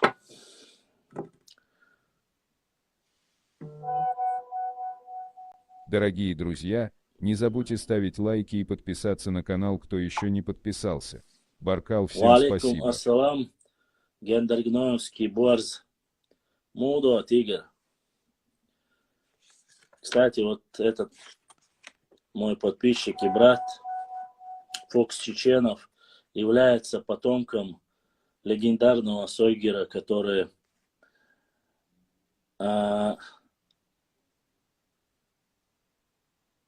связь у всех опаздывает, который в свое время одним из первых начал перечить имаму Шамилю и не согласился с его мнением.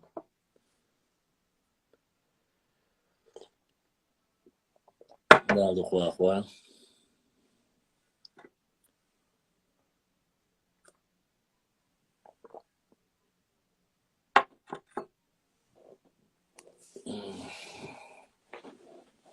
Задавайте вопросы, если у вас вопросов нет, то мы потихоньку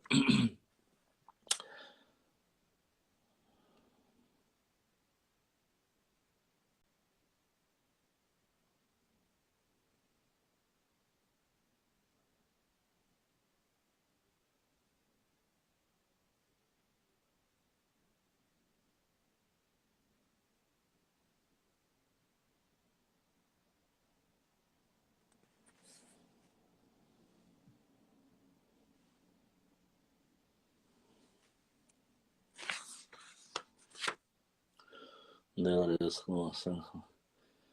Qayerda boshlam? Alloh rizq qilsin, masana qil.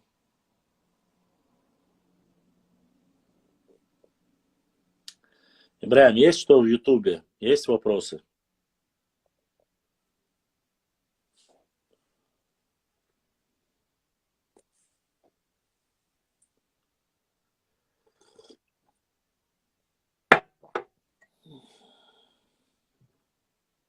Алейкум ассалам.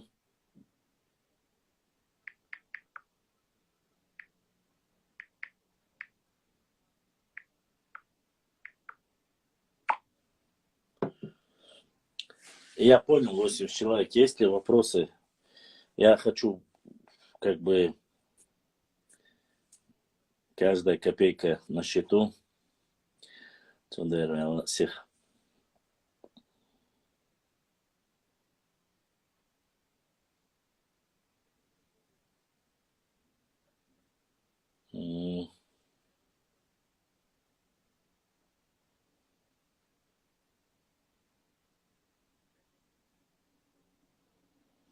Но я никому не отказываю, я принимаю запросы, отвечаю на вопросы, если кто отправляет. Никаких проблем с этим нет. Кому я не принял? Я у всех принимаю, дагестанец, кто бы это ни был. У всех, кто запросы отправляет, принимаю. Главное, чтобы не матерились, вели в рамках совет дозвольно. Больше нельзя допускать, чтобы во главе чеченцев стоял кто-то другой. С этим я с тобой полностью согласен.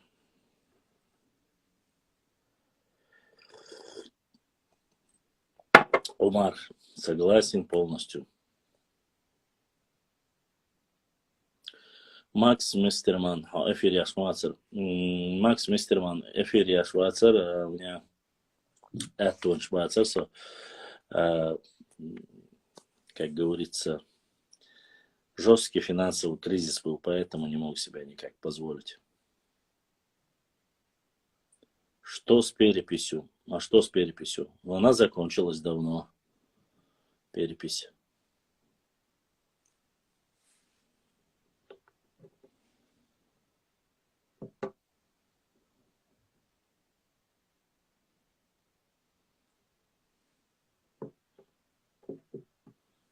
Джордж Вашингтон. Ингуши и чеченцы один народ или все-таки разные? Тогда почему язык схож? Джордж Вашингтон. Они были одним народом. Но уже на протяжении 250 лет не один народ. Вот так коротко ответим.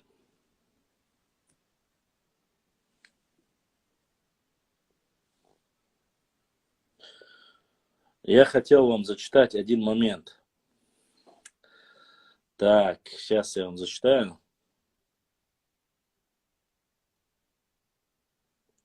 Чтобы было понятно.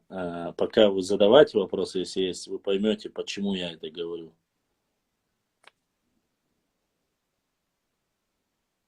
Вот. Книга, которую я сейчас вам написал еврей, Аркадий Гольштейн, да, написано в 1977 году. В 1977 году. Это без того, что там писал и Берже, то же самое со времен Кавказской войны. Вот эти разговоры идут. И я хочу вам зачитать момент. Вы поймете, почему я его зачитываю. Во время... Так.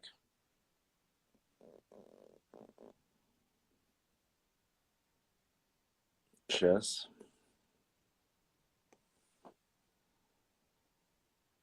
В конечном счете, говорят, чеченцы и ингуши, как и все другие народы Кавказа, все же выиграли, говорят, в результате присоединения к России. Присоединение к России, во-первых, это принесло им мир. До того они жили, послушайте, до того они жили в состоянии постоянной войны с внешними врагами и между собой. Это 1977 год, чтобы было понятно. Каждое племя, каждая община, даже каждый род при этом могли полагаться только на собственные силы. И горе было слабому, который не мог защитить себя. Помимо, само собой, это не является достоверной информацией, но, однако, не все является истиной, но и не все является ложью. Помимо враждебных отношений с соседями, среди самих войнахов не было мира, говорит, и согласия. Ингуши враждовали с чеченцами. Это 1977 год. А горные чеченцы с предгорными, плоскостными, вражда была настолько большой, что разные группы одного по существу народа не признавали родства между собой. Я клянусь вам Всевышним Аллахом, что это написано на книге у этого еврея в 1977 году. И это написано на его книге. И это всем тем подписчикам, которые нашим не слушают, когда я говорю, что первой и самой большой проблемой становления государственности, развития нашего народа и этноса является вражда между собой. И это подтверждается, опять же, не чеченцам, не ингушам, не остальным, а евреем, который написал эту книгу, который является ученым. И он говорит между собой, и об этом написал, говорит, например, Валдаев во время Кавказской войны. Неважно, он царский офицер или нет, но он еще с тех пор, то есть взяли из них. Во-вторых, говорит, присоединение к России дала возможность народам Кавказа выйти из состояния слишком затянувшего средневековья на дорогу экономического и культурного прогресса. Ну, здесь дальше идет, конечно, некоторые моменты о том, что появился какой-то прогресс, заводы и все остальное. Это ближе к Советскому Союзу, не забывайте. Конечно, здесь не говорится о коллективизации, об уничтожении среднего там класса, то есть зажиточных. Вот этого всего нету. Он как бы перескакивает на важные темы. Теперь, говорю, селение чеченцев и ингушей представляют собой разительный контраст с тем, как жили их предки. Капитальные кирпичные или саманные побеленные домики под черепичными, шиферными, железными крышами стоят в окружении садов. Вокруг зеленеют тучные поля, луга, и во всем чувствуется основательность и зажиточность. Хотелось бы мне сказать этому Аркадию, что он, может быть, не читал явно записки многих офицеров во время Кавказской войны, которые рассказывали, что чеченцы, я буду говорить только за своих, за соседей я не буду говорить, они сами просто рассказывают, что чеченцы к тому времени имели и каменные дома, когда они там бегали в лаптях, я не знаю, с деревяшкой в руках, имели сады. Он рассказывает, и офицеры рассказывают царской армии, что у них не то, что были сады, что даже вдоль дороги или близ поселений деревья у чеченцев были побеленные, то есть они были чистыми, побеленными, то есть постриженными. И это еще до того, как пришла вот эта та самая цивилизация. Я понимаю, что нужно было указать, украсить как-то свой социализм, но не стоит говорить вот в такой крайней мере. Чеченцы не были дикарями. У них были и дома, и многоэтажные, двухэтажные были дома, были и башни, были из камня. А вот что касается вот этих домов из плетней, которые были покрыты саманом, которые якобы переняли, он здесь указывает и рассказывает о том, что многие дома были переняты как от кабардинцев или от кумыков. Ну, вот это плетеные из дерева, обмазанные глиной и покрытые камышовые. Вот эти дома быстрого, как говорится, приготовления или изготовления делали специально для того, чтобы не было жалко, потому что царская Россия сжигала селение при непокорности во время Кавказской войны. Они устали, потому что сжигались одни дома, 2, 3, 4 даже. Одно селение Герменчук сжигалось 10 раз из-за непокорности или из-за нападения на царские войска. Ермолов тотально уничтожил, ну и кроме Ермолова тоже уничтожали чеченские селения. Тот, кто воевал. Тот, кто не воевал, конечно, смысла их сжигать или уничтожать не было. Поэтому тут я, конечно же, не согласен, что дома и сады и были, и луга, и все это было. И до того, как пришли. Но я понимаю, что вот это, вот как раз-таки по этой же тематике Артемий Троицкий, блогер, ведущий, шоумен, сказал, что якобы, когда обсуждался один из проблем кавказцев в Москве, он сказал, вот кто такие эти, говорит, горцы, чеченцы, которые пришли, говорит, спустились с гор, они не имели, говорит, своей письменности до тех пор, пока мы, говорит, Советский Союз не научил до 56 или 57 года. Но это была настолько тупая ошибка, что даже не знаю, как может человек более образованный такое говорить. Но, может быть, он не знал этого.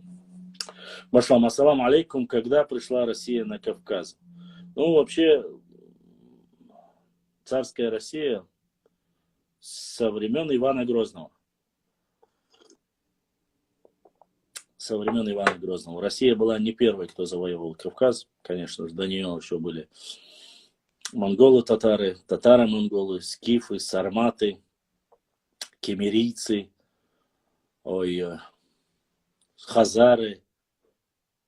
Ну, сколько их было? Всех и не перечислишь. Много. Персы, само собой. Тюрки. Башлам, есть ли у тебя документ начала 20 века или конца 20 века, где пишется, что Кело, Сякто, два брата пришли из Грузии и осели в Шатаре? Нет. Такого документа у меня нету, и это недостоверная информация. Кело, Сякто не пришли из Грузии, это является исконными чеченскими тейпами, чистейшими. Кело, Сякто, поэтому эта информация недостоверная. Дальше, короче, хочу зачитывать, отвечать на ваши вопросы буду и зачитывать вам информацию. Происхождение, говорит, чеченцев много неясного. На первый взгляд, говорит, кажется, здесь уже идет вот то, что в советское время уничтожалось все древнее, что не позволялось. Вот сейчас мы сталкиваемся с этим как раз-таки неясного. На первый взгляд кажется, какие события, которые приводили к этническим сдвигам, говорит, могли быть у народа, жившие оторвано от внешнего мира и труднодоступной горной области, за непроходимыми лесами и снеговыми хребтами. Снежными должно было быть, но написано снеговыми, и это не ошибка, прошу не говорить. Хочу, чтобы вы понимали, вот в этой книге весь акцент делается на то, что Дагестан имел свою письменность, остальные, то есть остальные, кроме чеченцев, ногчи, все вокруг, которые жили этим народности, они якобы были изучены. А вот именно чеченцы, они были настолько неизвестные, неизученные. Вот он делает это, очень сильно делает это упор, и за счет этого много неясно, вы поймете дальше, когда я буду зачитывать. Тем не менее, некоторые факты побуждают полагать, что такие события были, говорит. Некоторые ученые придерживаются неукоснительного правила считать, что ногчи и все другие кавказские народы существовали как данные народы извечно. И их предки извечно жили на тех же местах. Такого рода представления, говорит, как нелестны они для национального самолюбия, вызывают скептицизм при беспристрастном отношении к фактам. Этнограф Лавров в связи с этим замечает, в последние годы, послушайте, это конец 20 века, конец 20 века. Последние годы, говорит, стали модными поиски доказательства автохтонного происхождения большинства ныне существующих народов на Кавказе. То есть то же самое, что и сейчас. Но это, оказывается, идет не сейчас, как мы многие считаем, оно идет с конца 20 века. Сейчас продолжим. Джордж Вашингтон задает вопрос, а этот еврей откуда черпал информацию о том, что чеченцы и другие враждовали? Он описал, он говорит же, взял у царского офицера Лаудаева, то есть это 20 век, он брал у Берже и у остальных тоже, ну, чтобы вы понимали, это старая советская школа, они очень дотошны там, да, они могли какие-то моменты и убрать, Но в основном они обязательно ссылались на какие-то, то есть здесь есть ссылки, здесь он как бы думаю, что с этим проблем нет. Он первую ссылку сразу делает на Лаудаева, там дальше есть еще, откуда он взял это. И Лаврова сейчас мы тоже перечислили. Дальше. Так, дальше идем. Хасен Докшукин. Про черкесов на Кавказе, когда была большая и малая Кабарда, было, что можете сказать? Последнее, когда продали малую Кабарду, земли малой Кабарды, это сделал Бек Черкасский, да, в основном считается владетелем малой Кабарды. Ну, 1830 года после этого не было ее уже. Что касается большой и малой Кабарды, как и большой и малой Чечни, расцвет Черкесии, адыгов, правильно будет не кабардинцы, не черкесы, а правильно будет сказать расцвет адыгов и их государственного строя, мощности, продвижения. Во-первых, это не заканчивается тем, что якобы адыги жили только на территории Малой Кабарды, так грубо говоря. Это неправда, потому что земли адыгейцев, кабардинцев, они доходили вплоть до реки Аргун. То есть владение, это время, когда чеченцы ушли в горы. Это после нашествия Тамерлана, ближе 15-16 век. Они имели огромную мощь и силу. Но, несмотря на это, во время освободительного движения, то есть когда уже начали изгонять беков, шамхалов, нуцалов и так далее и тому подобное, добровольно, которые отказались и ушли с этих земель, вплоть до Малой Кабарды, то есть Малой Адыгеи, так скажем, были только кабардинцы, были только адыги. Остальные пытались еще сопротивляться, то есть жаловались, бежали к падишаху, в то время так называли они императора царской России, и просили, чтобы им вернули земли. После того, как чеченцы окрепли, начали спускаться на свои исконные земли. Или убивали, если они сопротивлялись, или же они убегали. И вот так потихоньку начали их выдворять. Я имею в виду и других там, кто занимал плоскостные плодородные земли чеченцев. Вот. И потихоньку до 1830 года они ушли до Малой Кабарды. То есть после 1830 года эти земли, вторая половина 19 века, земли проданы царской России. После они уже заселяют туда терских казаков и так далее и тому подобное. Но могу сказать одно. До начала 19 века между адыгами и чеченцами не было никаких других национальностей, они граничили между собой. Были очень сильные взаимоотношения. Во время Кавказской войны оказали очень сильное влияние друг на друга, то есть помогали, начиная, потому что первые столкнулись с войной, когда заходили по сухопутным. Сейчас не могу посмотреть. А когда приходили по сухопутной границе, столкнулась Россия, уже начала войну на Западном Кавказе, потом уже потихоньку. Ну и само собой, я уже и говорить не буду о дальнейшем взаимодействии. Есть документы, где пытались травить кабардинцев, уже конкретно записывают кабардинцев, не адыги пишут, а кабардинцев травить с чеченцами, когда рассказываются, да, были и войны, да, было и уничтожение. Не все князья, конечно же, соглашались, но те, которые были в более близких отношениях с царской Россией, они делали набеги, и, само собой, чеченцы отвечали. Насколько я знаю, было заключено соглашение между чеченскими новчи старейшинами и кабардинскими старейшинами, потому что все, кто сбегал от кабардинских князей, они просили убежище у чеченцев и находили его. То есть поселение это рядом с Малой Кабардой, они получали убежище у чеченцев и не выдавали князьям, что, конечно же, очень сильно не нравилось кабардинским князьям, бекам.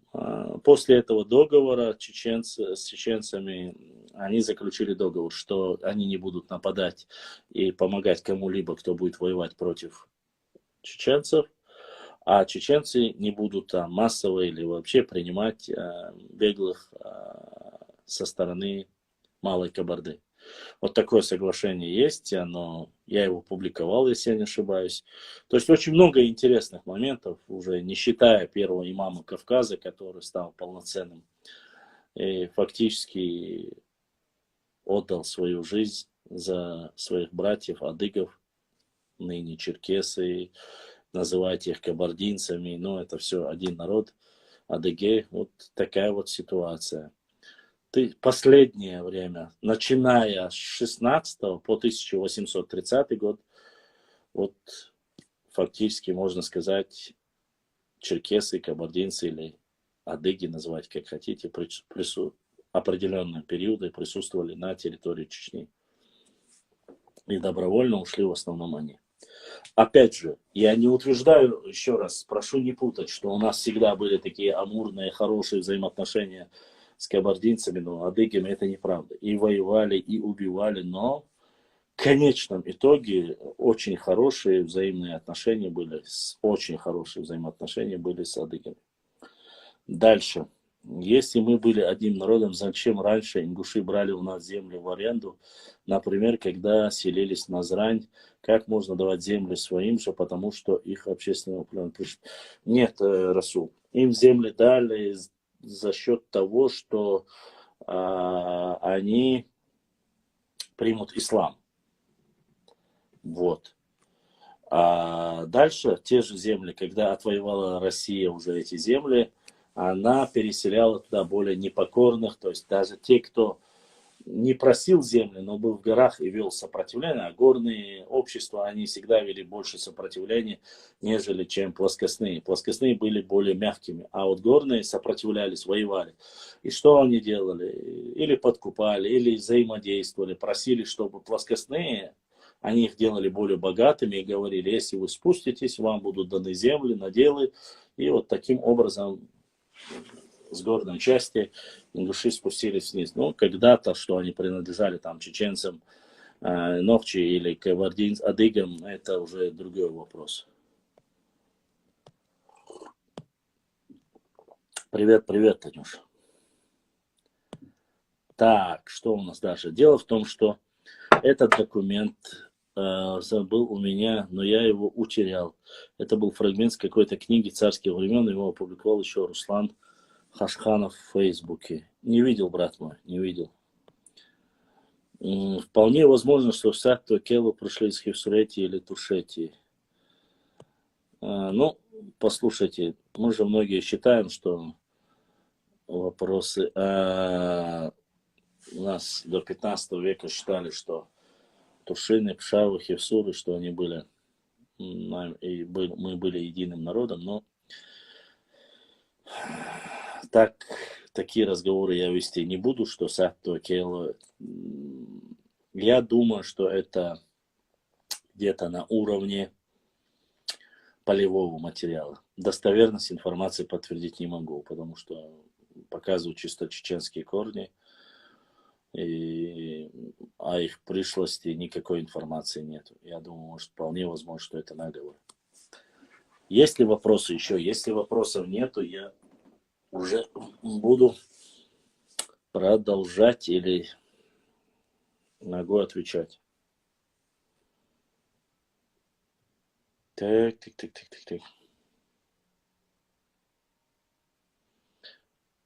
Ну, давайте, пока вы задаете, я быстро повторю. Мы остановились существующих народов, то есть об автопроисхождении большинства ныне существующих народов. Как будто если предки народа или часть их в незапамятные времена переселились из других мест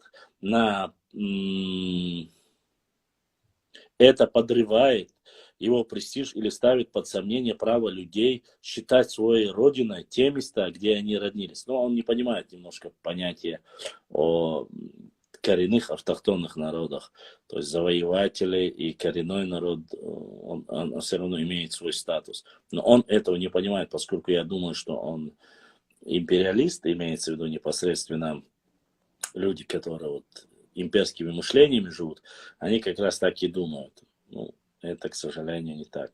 История почти всех народов прошлое, которое достоверно известно, связано с переселениями и смещениями. А это уже, вы знаете, да, это великий пролетариат, когда народы объединяйтесь, смешанные, вот они не хотели показывать и уничтожение вот этих исконных автохтонных народов, национальной политики, вот этого они не любили в советское время, они хотели все перемешать, и вот ни чтобы не было чистых, нечистых, это как раз-таки во время депортации, когда они говорили, если чеченка выйдет замуж за другой национальности, она имеет право передвигаться во время депортации, то есть в Казахстане. А если там или чеченец женится на другой, то есть вот это как раз-таки есть. И так. От Гуно Задекиста задонатила Тандила Дересхейл Гуно. Да, Лукуахуал, да, Саадуэл, Будиснега, Эзашкасов долил. Вот, то есть они уже 4-5 человек уже задонатили. Неважно, о какой сумме идет речь, главное, понемножку, но соберем на нужное дело для нашей работы. Так, дальше. Если вот там прямо люди думают, что я там скрываю какие-то там большие суммы. Если бы я ничего не скрываю. Но для меня каждая, как говорится, копейка для нас, для работы очень важно, нужно. Жалко, конечно, что мы не можем себе позволить большего. В прошлом кавказских народов известно... вот дальше, роднились. История почти всех народов в прошлом, то есть смешанными были. В прошлом кавказских народов известно мало, но они в этом отношении не составляют исключения. То есть здесь речь идет, конечно, о чеченцах в первую очередь, а потом об ингушах. Но они говорят, они не отличаются от других. И вот якобы Эммануэль Гонзалес, его книги ты читал, что он пишет про Чечню?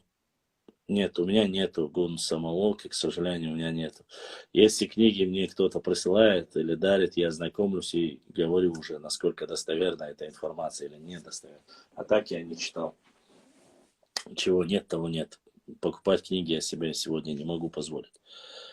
Книги очень дорогие, к сожалению. В 3000, вот в третьем тысячелетии до нашей эры, да, повтор.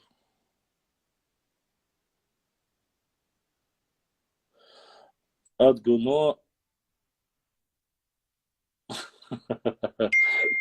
понял Гуно, да, Сейдуэл, да, Дукуахуал, Будиснек, Эзершка, Соудолил. Как-то я неправильно, а то. Вот, да, Дукуахуал.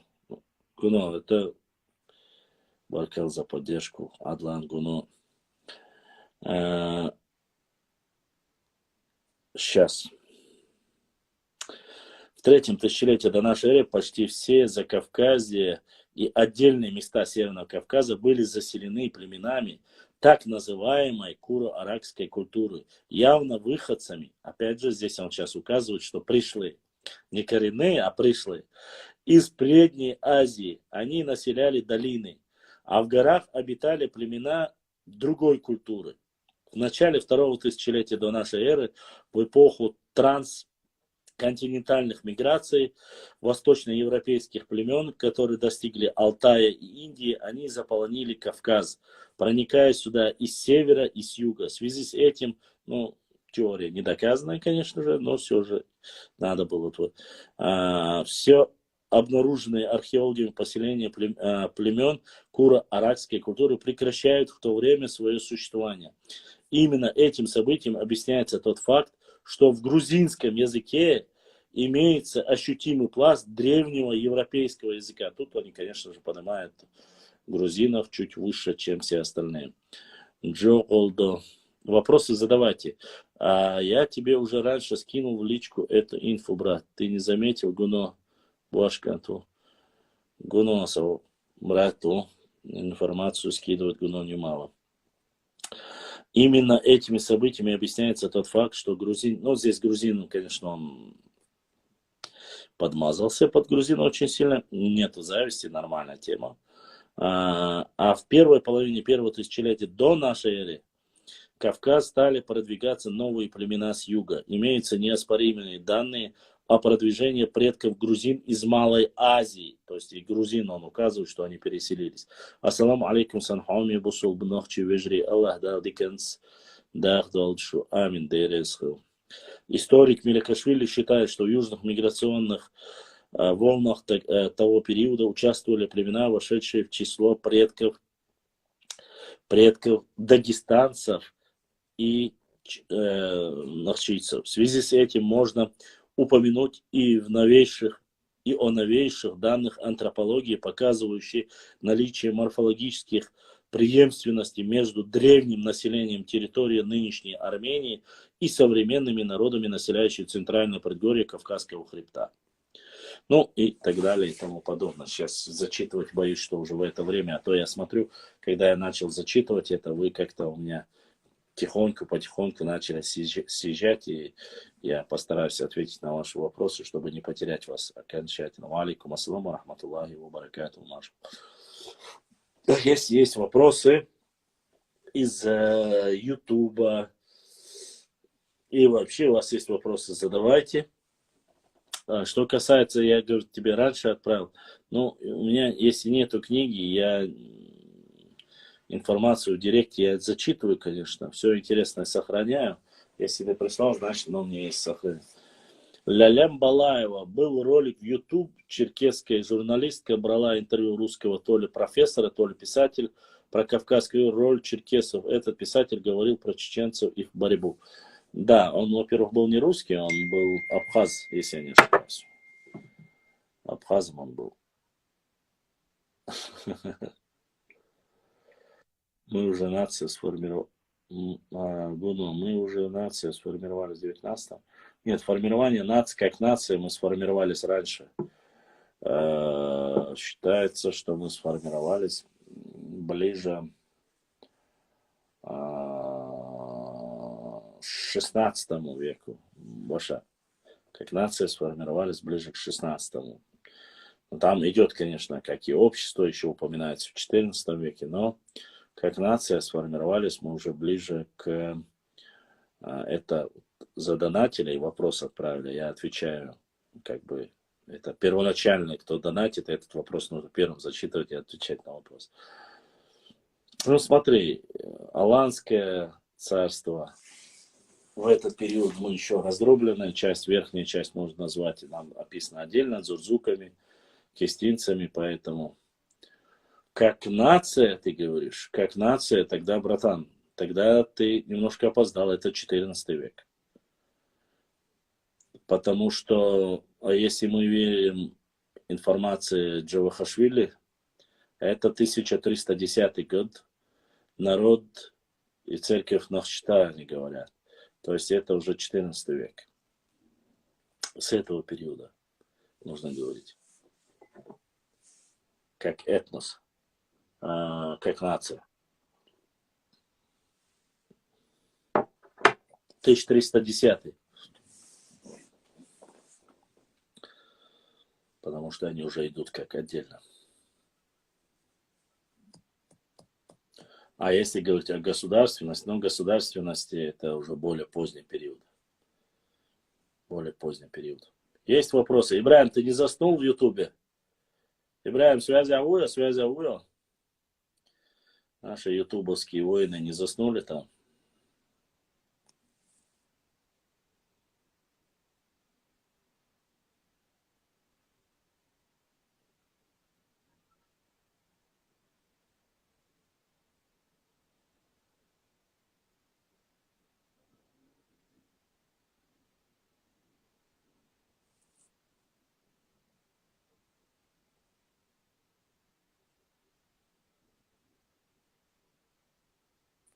Здесь есть. Меня в последнее время радует, что у нас нет. Да, что нету комплексов. Все, Ибраим, Адин Хальчан. У чеченцев здесь есть один момент. Я как бы думал.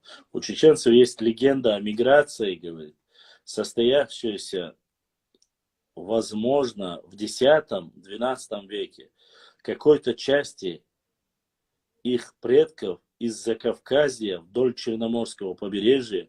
В книге Н.С. Семенова приводится перевод введенной им рукописи на арабском языке, в котором рассказывают об этом переселении, детально повествование об обозначении попутных географических названий заставляет верить в аутентичность этого предания. Между прочим, в этой легенде упоминается местность Халеб. Теперь это название нет, но в древности в юго-восточном побережье Черного моря жил народ Халебы. Чеченские муллы не могли этого знать, если бы это они сочинили легенду о переселении. Исходным пунктом миграции, согласно этому преданию, называется Нахчеван, страна Нахчей, как называют себя чеченцы. Это написал Гольштейн. Так что очень нужное место. На юге Закавказья есть город с селением таким названием. А местность Нахчеван, как гласит предание, предки этого племени пришли откуда-то из еще более далеких мест. Не оттуда ли азиатские названия нахчийских богов Малх, Эл, Тушоли, Нана, Эштер? Вот такие вот моменты. Есть вот, не буду сегодня больше зачитывать этого. Такие вот интересные моменты здесь тоже есть. Вот. Не так много, конечно, как о дагестанцах, но понемногу я буду вам зачитывать. Так, сейчас, подождите. Так.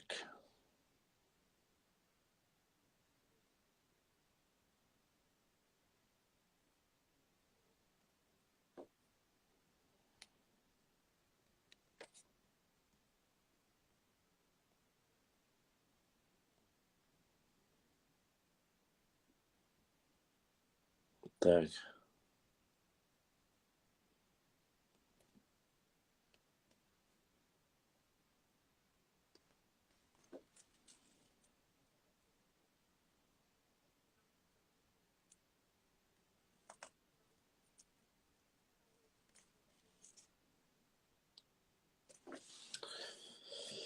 Это оставим на следующий раз.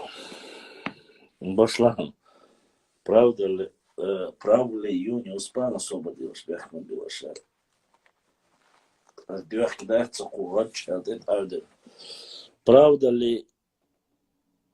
Прав ли Юниус Панов, утверждающий, что Сурхахи основал прав Ади Сурхов, в честь него созданы Сурхахи?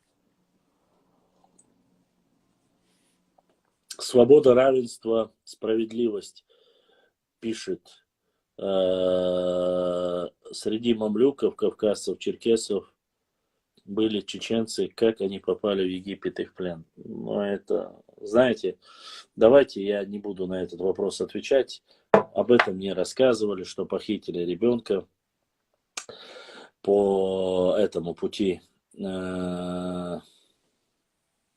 по шелковому пути. И вот таким образом попал. Есть одна версия, по другой версии, что посадили там в корзину, украли, увезли, поскольку были воинами непоколебимыми, вот так оказался там. Кто-то, говорят, пленили и попал, продали. Поэтому здесь столько информации, что я не могу сказать однозначно. Ну, утверждают, что все к мамлюкам попали, что у меня нету доказательной информации по этому поводу.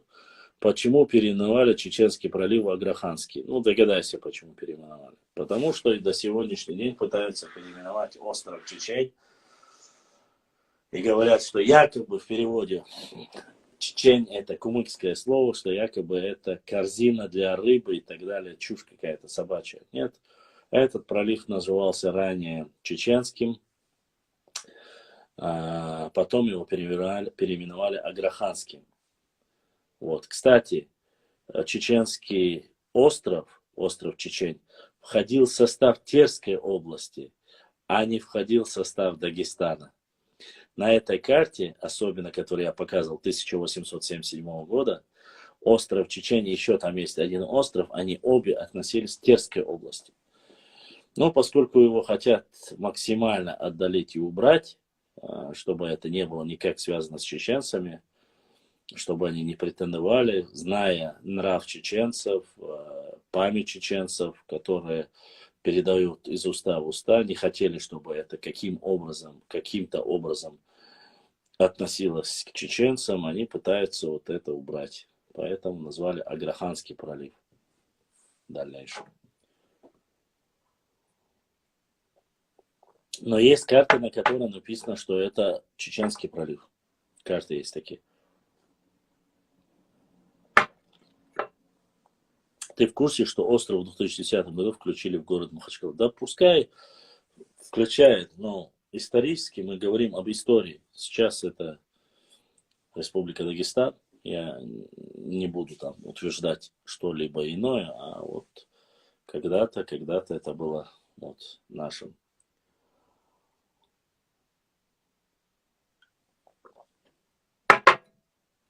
Исторически.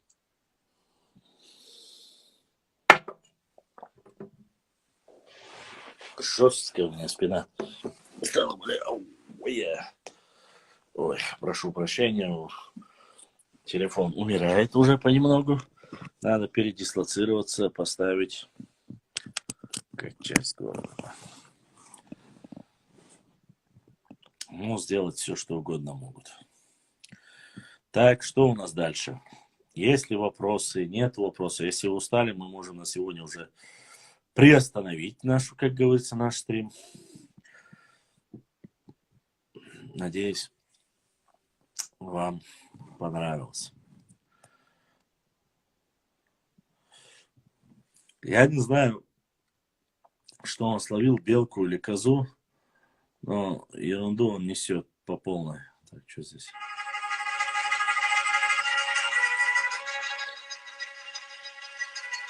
Так, понятно. И ерунду он начал говорить однозначно.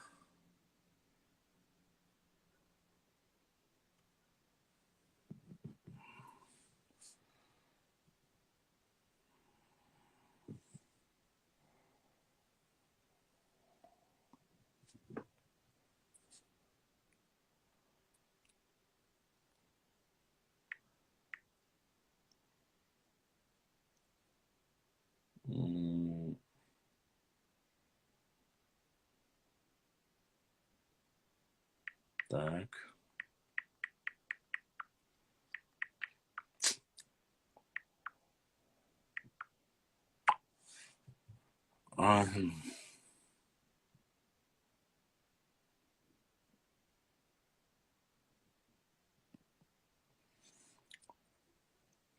А тех, кого я слышал, которые кавказцы, которые имели отношение в этой части, я слышал только об Нохче и только об адыгах. Других народностей я не слышал. Но я слышал, есть такие же легенды и полевые материалы, где казахи, оказывается, говорили, киргизы говорили, ну, то есть тюркоязычные племена говорили, что якобы имели отношение к армии мамлюков и так далее и тому подобное. Хотя, я не знаю, вроде бы, насколько я знаю, наоборот, мамлюки сопротивлялись татаро-монгольскому нашествию, но в то время монгольскому нашествию какое-то, у каждого есть свои полевые материалы, может, каждый от себя так говорит. Вот. Ну, факт остается фактом. Такие разговоры были. То есть я слышал об этом, что возглавляющая мамлюков армия принадлежит великому какому-то тюркскому воину, казахскому воину, именно казаху они говорили. Бузик далеко зашел недавно, стал утверждать, что они в 1994 году разбили десятки колонн техники и сбили пару вертолетов. Честно сказать, я не понимаю, как они могли это все сделать. Они сами рассказывают, что во время ингушско-осетинского, ну, вот если мы говорим о логических, каких-то гипотетических вещах, они рассказывают, что в 1994 году у них не было оружия, чтобы даже, в принципе, в этом конфликте задействовать. И тут получается война, конфликт этот продлился 3 дня, он закончился. Там нету захвата военных частей и всего остального. Каким образом через буквально, получается, 2 года они избивали вертолеты или сжигали танки? Откуда оружие? Вот возникает вопрос. Потому что даже в то время, насколько я помню, вот из этих разговоров, что просили стингеры и так далее, вот это было избивать конкретно вот из таких вертолеты, говорить, конечно, не приходится. Башлам ичкери душмичер садел. Искерт воин, Искерк. Вот оттуда услышал я это чеченского этнографа. Это очень версия, которой я больше всего верю. Вот оттуда появились первые снашки, которые спустились, ныне называющиеся Навчмахковским Тухумом, 9 Искерта и Степан. Вежри Уабяхкин они осели, Искерт, Эцуна Даян. Исказили, что тюрки исказили, назвали якобы Ичкерия. Вот, а так Искерк. Некоторые говорили, что там была речка, которая протекала. Но да, не могу сказать однозначно, насколько это достоверная информация, но так и появилась вот эта Искерт, Искери. Вот оттуда появилось это название. Но это название упоминается, по крайней мере, во времена Тимура Храмова. Башлам, ничего они не разбили. 1 человек там погиб из-за боев. Стальбулат, братан, я знаю Стальбулат. Это же я все знаю. За эти 4 года я столько всего услышал. Уже, честно сказать, уйма всего услышал. Так, мы с вами в эфире уже с 9:30, да? И уже почти что 1:30. Слово чечен, версия на чеченском до обработки металлов назвали чеченцы золото. Может быть, не знаю, это уже надо спросить у наших лингвистов, я не знаю, Гуну. Врать не буду, честно скажу тебе.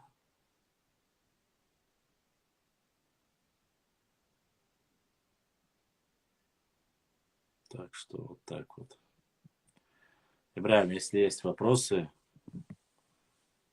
передавай, дай знать сразу, чтобы наши братья с Ютуба, подписчики с Ютуба могли ответить. Опять же, когда ко мне приходят вопросы по Инстаграм, Директ, по Фейсбуку, по Твиттеру, по всем другим, как говорится, социальным сетям, я всегда отвечаю и делаю из этого передачу по мере возможности. Когда отправляют запросы, я принимаю. Не было такого, чтобы я не принимал запросы. Просто многие не хотят, там, не показывая свое лицо, там, материться и так далее. Может, поэтому. Может, просто-напросто знают, что их пух и прах разнесут за их ложь. Ни больше, ни меньше. Вот. Ну, это как бы не во мне проблема. Вот. В Ютубе мы есть, в Телеграме мы есть, в Фейсбуке мы есть, в Твиттере мы есть. В Инстаграме 2 страницы у нас есть. Все каналы есть. Любой человек, желающий, может задать вопросы интересующие. Если мы знаем ответ, мы ответим. Если нет, нет. В основном так вот. Интересующие вопросы, касаемые культуры, географии, истории, адатов, это мы обсуждаем. Даже в некоторых случаях обсуждаем вопросы по лингвистике. Там, с этим проблем никаких нету. Вот. Ну и попутно я всегда рад, когда вы непосредственно лайкаете наши посты. Сперва подписывайтесь, потом лайкайте, нажмите на колокольчик, особенно подпишитесь на наш телеграм-канал, наш YouTube-канал и Instagram-каналы, чтобы вы подписались и время от времени заходили, смотрели посты. У нас очень много интересного. Вот. И вот, если вам трудно написать комментарий, хотя бы смайлики ставьте под постом. Чем больше там смайликов, комментариев, больше распространяется видео. Нам максимальное количество людей, чтобы знали свою историю, свои традиции, свою географию, по крайней мере. Это очень интересно. Между прочим, там много вопросов вы можете узнать, особенно касаемо нашей культуры. Цен хелер, цехелер, куна хелер, ямарт хелер, тяшенбяк хелер. Откуда это берется, кто себя проявляет это, откуда эта подлость. Вы можете многие вещи узнать о тех людях, которые вам гадят. Ну, можете узнать Сейдор Шуявац, ну, по характеру. Очень многие характер, я бы сказал, заложен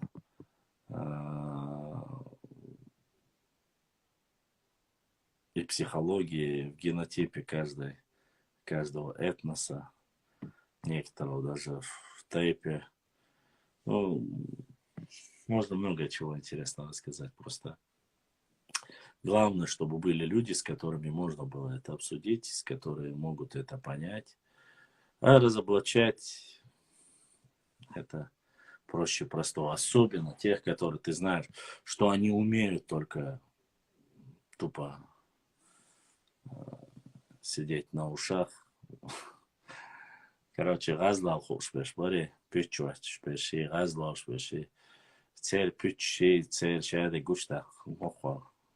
Проблем яц. Валаяц. Понемножку, чтобы люди не говорили, ой, что разоблачать, ненависть, он цадина, пюч, мобита, адита, нохчи хам.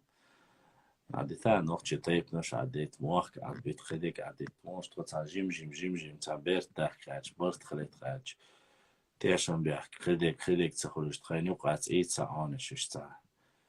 Так сказать, демократически, без кровопролития, все это нужно пройти. Башлам, этот норвежец Алекс все еще пишет свои сказки под твоим вчерашним стримом. Я дважды разоблачил его сказки, и он удаляет свой ком и пишет заново, чтобы стереть мои ответы. В Инстаграм или в Ютубе. Я не знаю, что я нажал не так, но когда пишут в Ютубе комментарии, я не вижу их. То есть раньше мне приходили уведомления, сейчас не приходят. Я не знаю почему. Мне так было проще всегда зайти и сразу же ответить. А тот, который писал лично, ну, Расул, главное, Йомалал, от ваших комментариев, от ваших смайлов, смайликов и все остальное, еще раз, чем больше их будет, тем больше оно распространяется, тем больше людей видят это. А это самое важное. Вся наша работа заключается в том, я понимаю, что многие не могут помочь финансово, не могут, и, с другим не могут. Но вы можете помочь всегда распространять. Только сказал финансово, и кто-то задонатил. И главное, такой хороший донат, я имею не финансовый хороший донат, а с таким 14.48. Прекрасное время, я помню, это время, когда позвали на решение шариатского суда, и люди, которые так сильно много говорили о шариатском суде, не пришли просто-напросто. Это да, 14.48 это число я запомнил. Низлай, имам Шамиль признавать, вори, имам Шамиль признавать, многие признавали, Низлай признавали, имеется в виду. Сопротивление вначале было очень сильно. Но это не Низлай тейп, который, если ты про Чеберлай, который уничтожили, ты хочешь сказать, это не Низлай тейп. Низлай тейп не маленький тейп. То есть, юрт тейп, что дохко тейп дует. А тот тейп был не таким большим, то есть там и осталось 2 детей, если ты именно про сопротивление чеберлоевцев. По сути, все чеберлоевцы были вначале противниками имама Шамиля. Им не нравилось вот это. Дело в том, что чеберлоевцы, многие, такие как Садуай, Нижлуай, Чеберлой, Уарсуай, они всегда, они очень в основе своей, вот, не именно не желаю, чтобы не было такого валикум ассалам, они считали себя все время вот неким, то есть презрением относились к Сюле и всем остальным соседям, имеется в виду Диабу, Червайху, Диабу. С приходом имама Шамиля, имам Шамиль хотел сделать уравниловку, вы знаете, да, в чем была вся соль этой проблемы. Проблема была в том, что он хотел сделать равными всех при решении там шариатский суд и ведение непосредственно шариатского государства. А когда Абяхкин был Сюлич, который будет указывать, что-то делать, равноправие, говорит, они не могли себе это принять. Валикум ассалам. И, само собой, сопротивлялись и сказали, кто вы такие. Но само это восстание было жестко подавлено. Вот, очень жестко. Это касаемо Джейберлой. И Нижлуай, и остальные джейберлоевские тейпы не могли простить этого. Не могли простить этого. И все же со временем, потому что на стороне Шамиля были многие, и Джейберлой тоже были на стороне Шамиля. Но забыть ему вот эту ситуацию, конечно же, он объяснял это с точки зрения религии, что вот они такое, ну объяснить ты душу. Если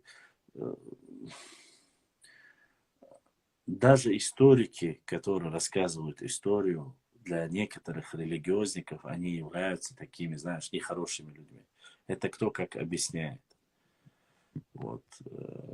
Наши жили по правилам, по адатам, по неписанным правилам.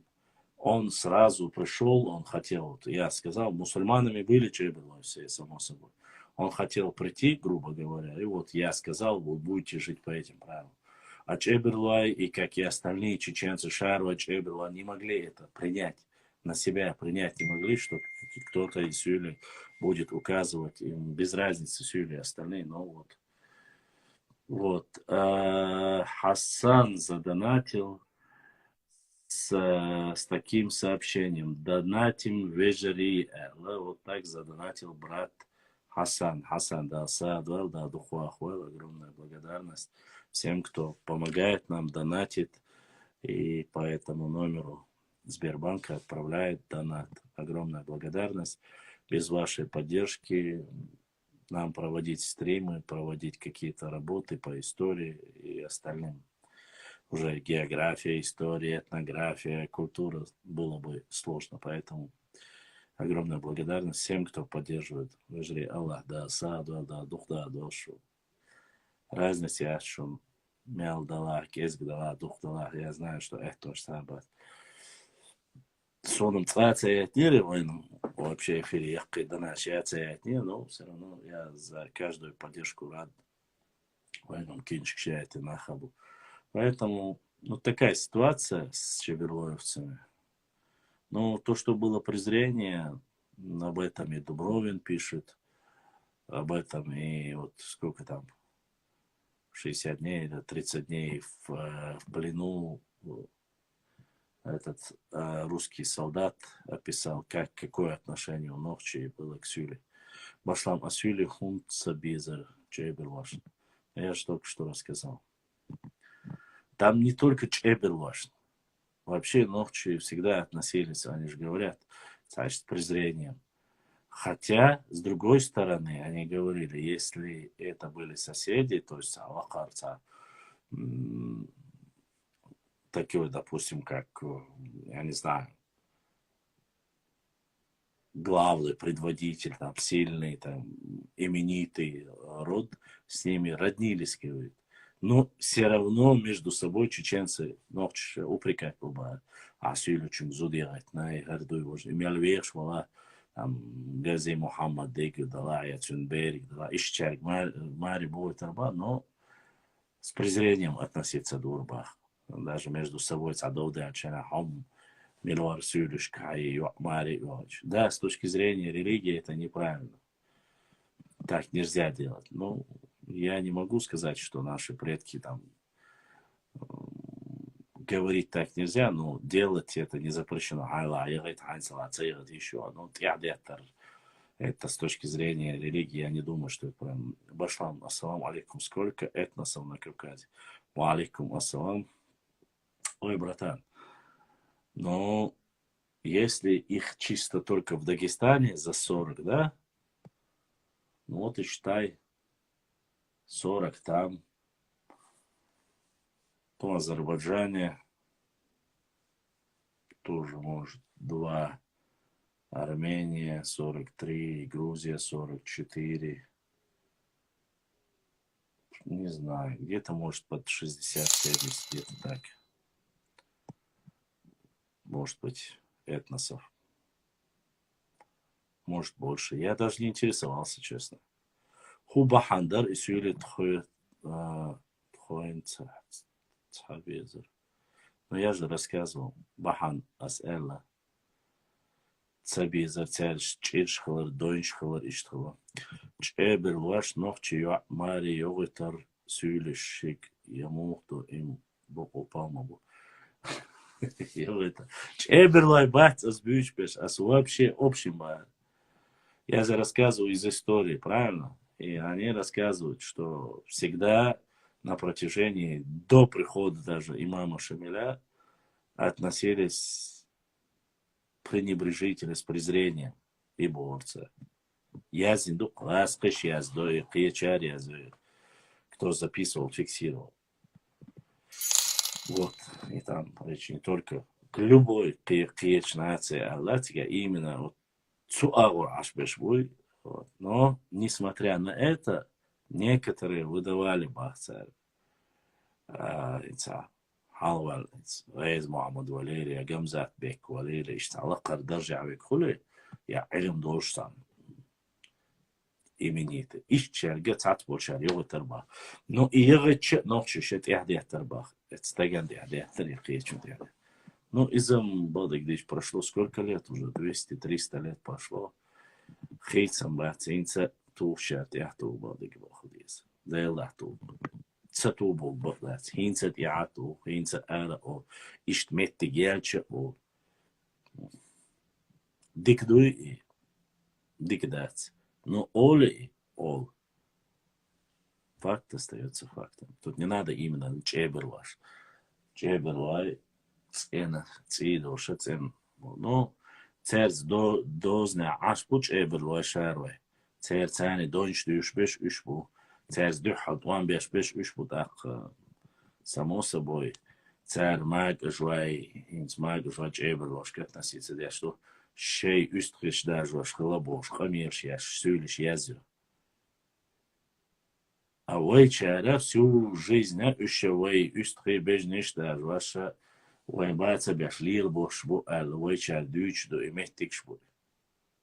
Цар шейн ола, га вейн чан ол. Ца ол масана, а именно чебел вашни шар вашни ол цар отчен. Сундер ца без пуш, он себе цар пуч бюте. شهر جبل هوشت اتخش بو سماسو بو تیگه عشق دارده حلق داری هینسم دومی اچواتسو هینسم любой бал ба керте божов да хашта я хабар ба иштахит бо ва алейкум ассалам дик дой воду дүйцер датсу ну белш бой титхса халах илла ихлам Юрчуцуш, юртисти, вахош бой. Белш дойче цергишти. Имам Шамил волчхена, эцметте ахицам хлоцига. Это реально балдыги, что каст мош хлоцига.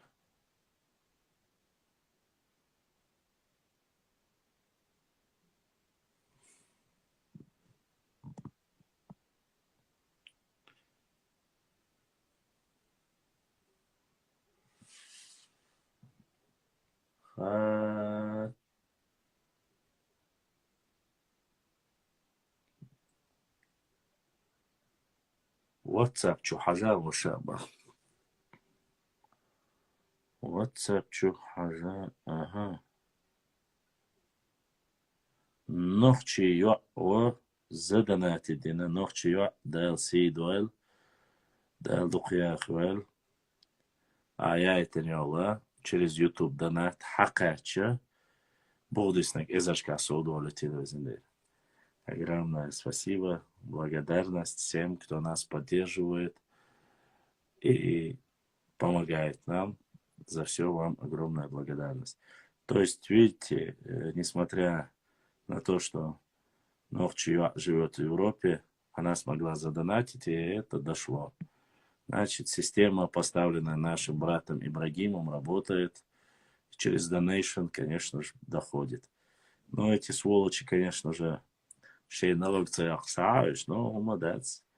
В любом случае, жим хача хахоч, сундера из-за диктует. Нохчи айн дался, да, духяхва. Давно не было с Ютуба доната у нас, честно сказать. И вот будем надеяться, что Нохчи Беркет и Харю, что она, как говорится, после нее, может быть, и через YouTube тоже будут поступать. Нет, время от времени донаты. Есть еще вопросы? Задавайте. Хаттер 2.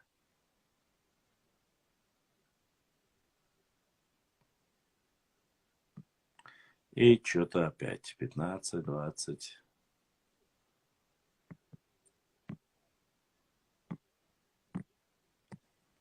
Хаттер жди. Хорошо, че, бля, рисковать где-то аж. Что там, минут 10 у нас есть, по крайней мере, хидаса уже. Эрной. Энцахалит, если что хаттер, хочем жопа, то он сахал дать, что. Дейца халдать просто, что доутся дючали. Духа больше набил хак от белиха цундер. Мне каково бывает. Многие думают, что там эфир цаяш, хидек цаяш, что специально аж у вас. Была бы моя воля, я бы с вами каждый вечер встречался и обсуждал здесь любые темы. Но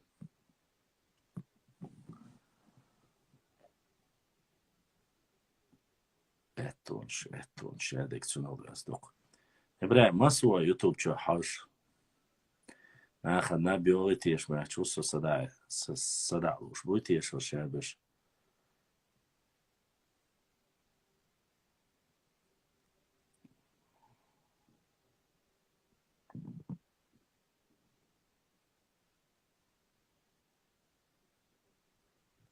Нет, не смотрел Гуно. 46. А уже хорошо. 46. 58. 50. 57 человек смотрит нас. И то хорошо.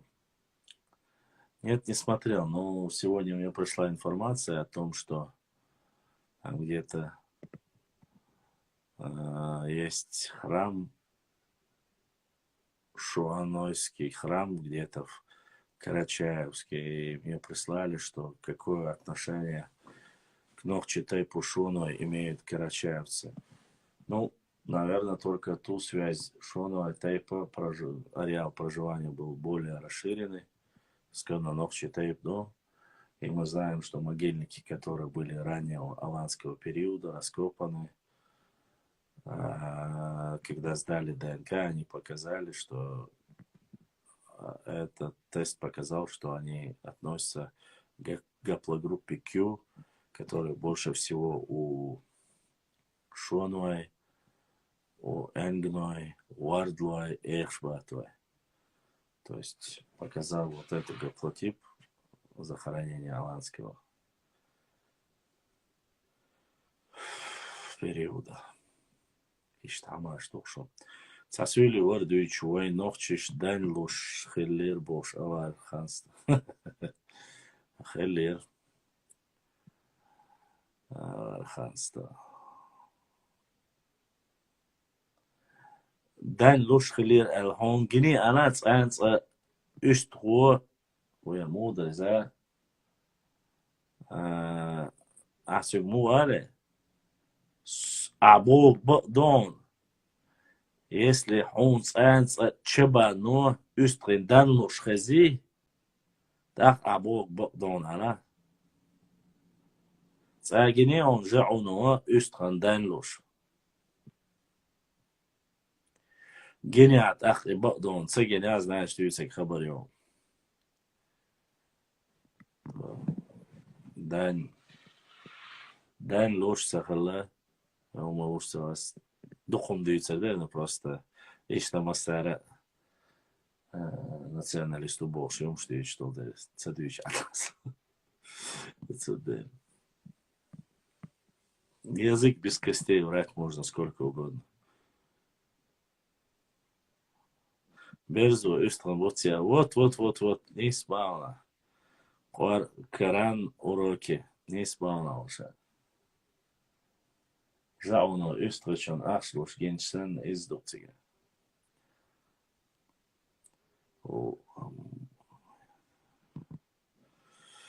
Так, дикду изре. Давайте сделаем так. Я постараюсь сделать завтра эфир. Да, Аллаха. Опять сделаем стрим. Будем дальше отвечать и по книге работать, и рассказывать. Огромная благодарность всем тем моим братьям, сестрам, которые в первую очередь помогают нашему каналу, донатят. Не просто донатят, отправляют донат с вопросами. Это вообще хорошо, приятно бывает. То есть зачитывать это. Огромная благодарность всем моим подписчикам с YouTube канала, всем братьям, сестрам, всем. Надеюсь, сегодняшний стрим, эфир вам понравился. Если у вас будут какие-то вопросы, пишите в директ, пишите в WhatsApp, пишите в Facebook, все социальные сети. Везде у нас есть канал, везде фактически. И в Телеграме есть чат, бот, он там переписываемся, общаемся тоже как бы. Присоединяйтесь. У нас всегда интересно. У нас все про наш народ, про нашу историю, юмор, культура, все свое, как говорится. Поэтому подписывайтесь, приходите к нам в эфир, задавайте ваши вопросы, и мы постараемся ответить, если мы знаем ответы. Всем огромная благодарность, всем сладких снов. С вами был ваш брат Башлам.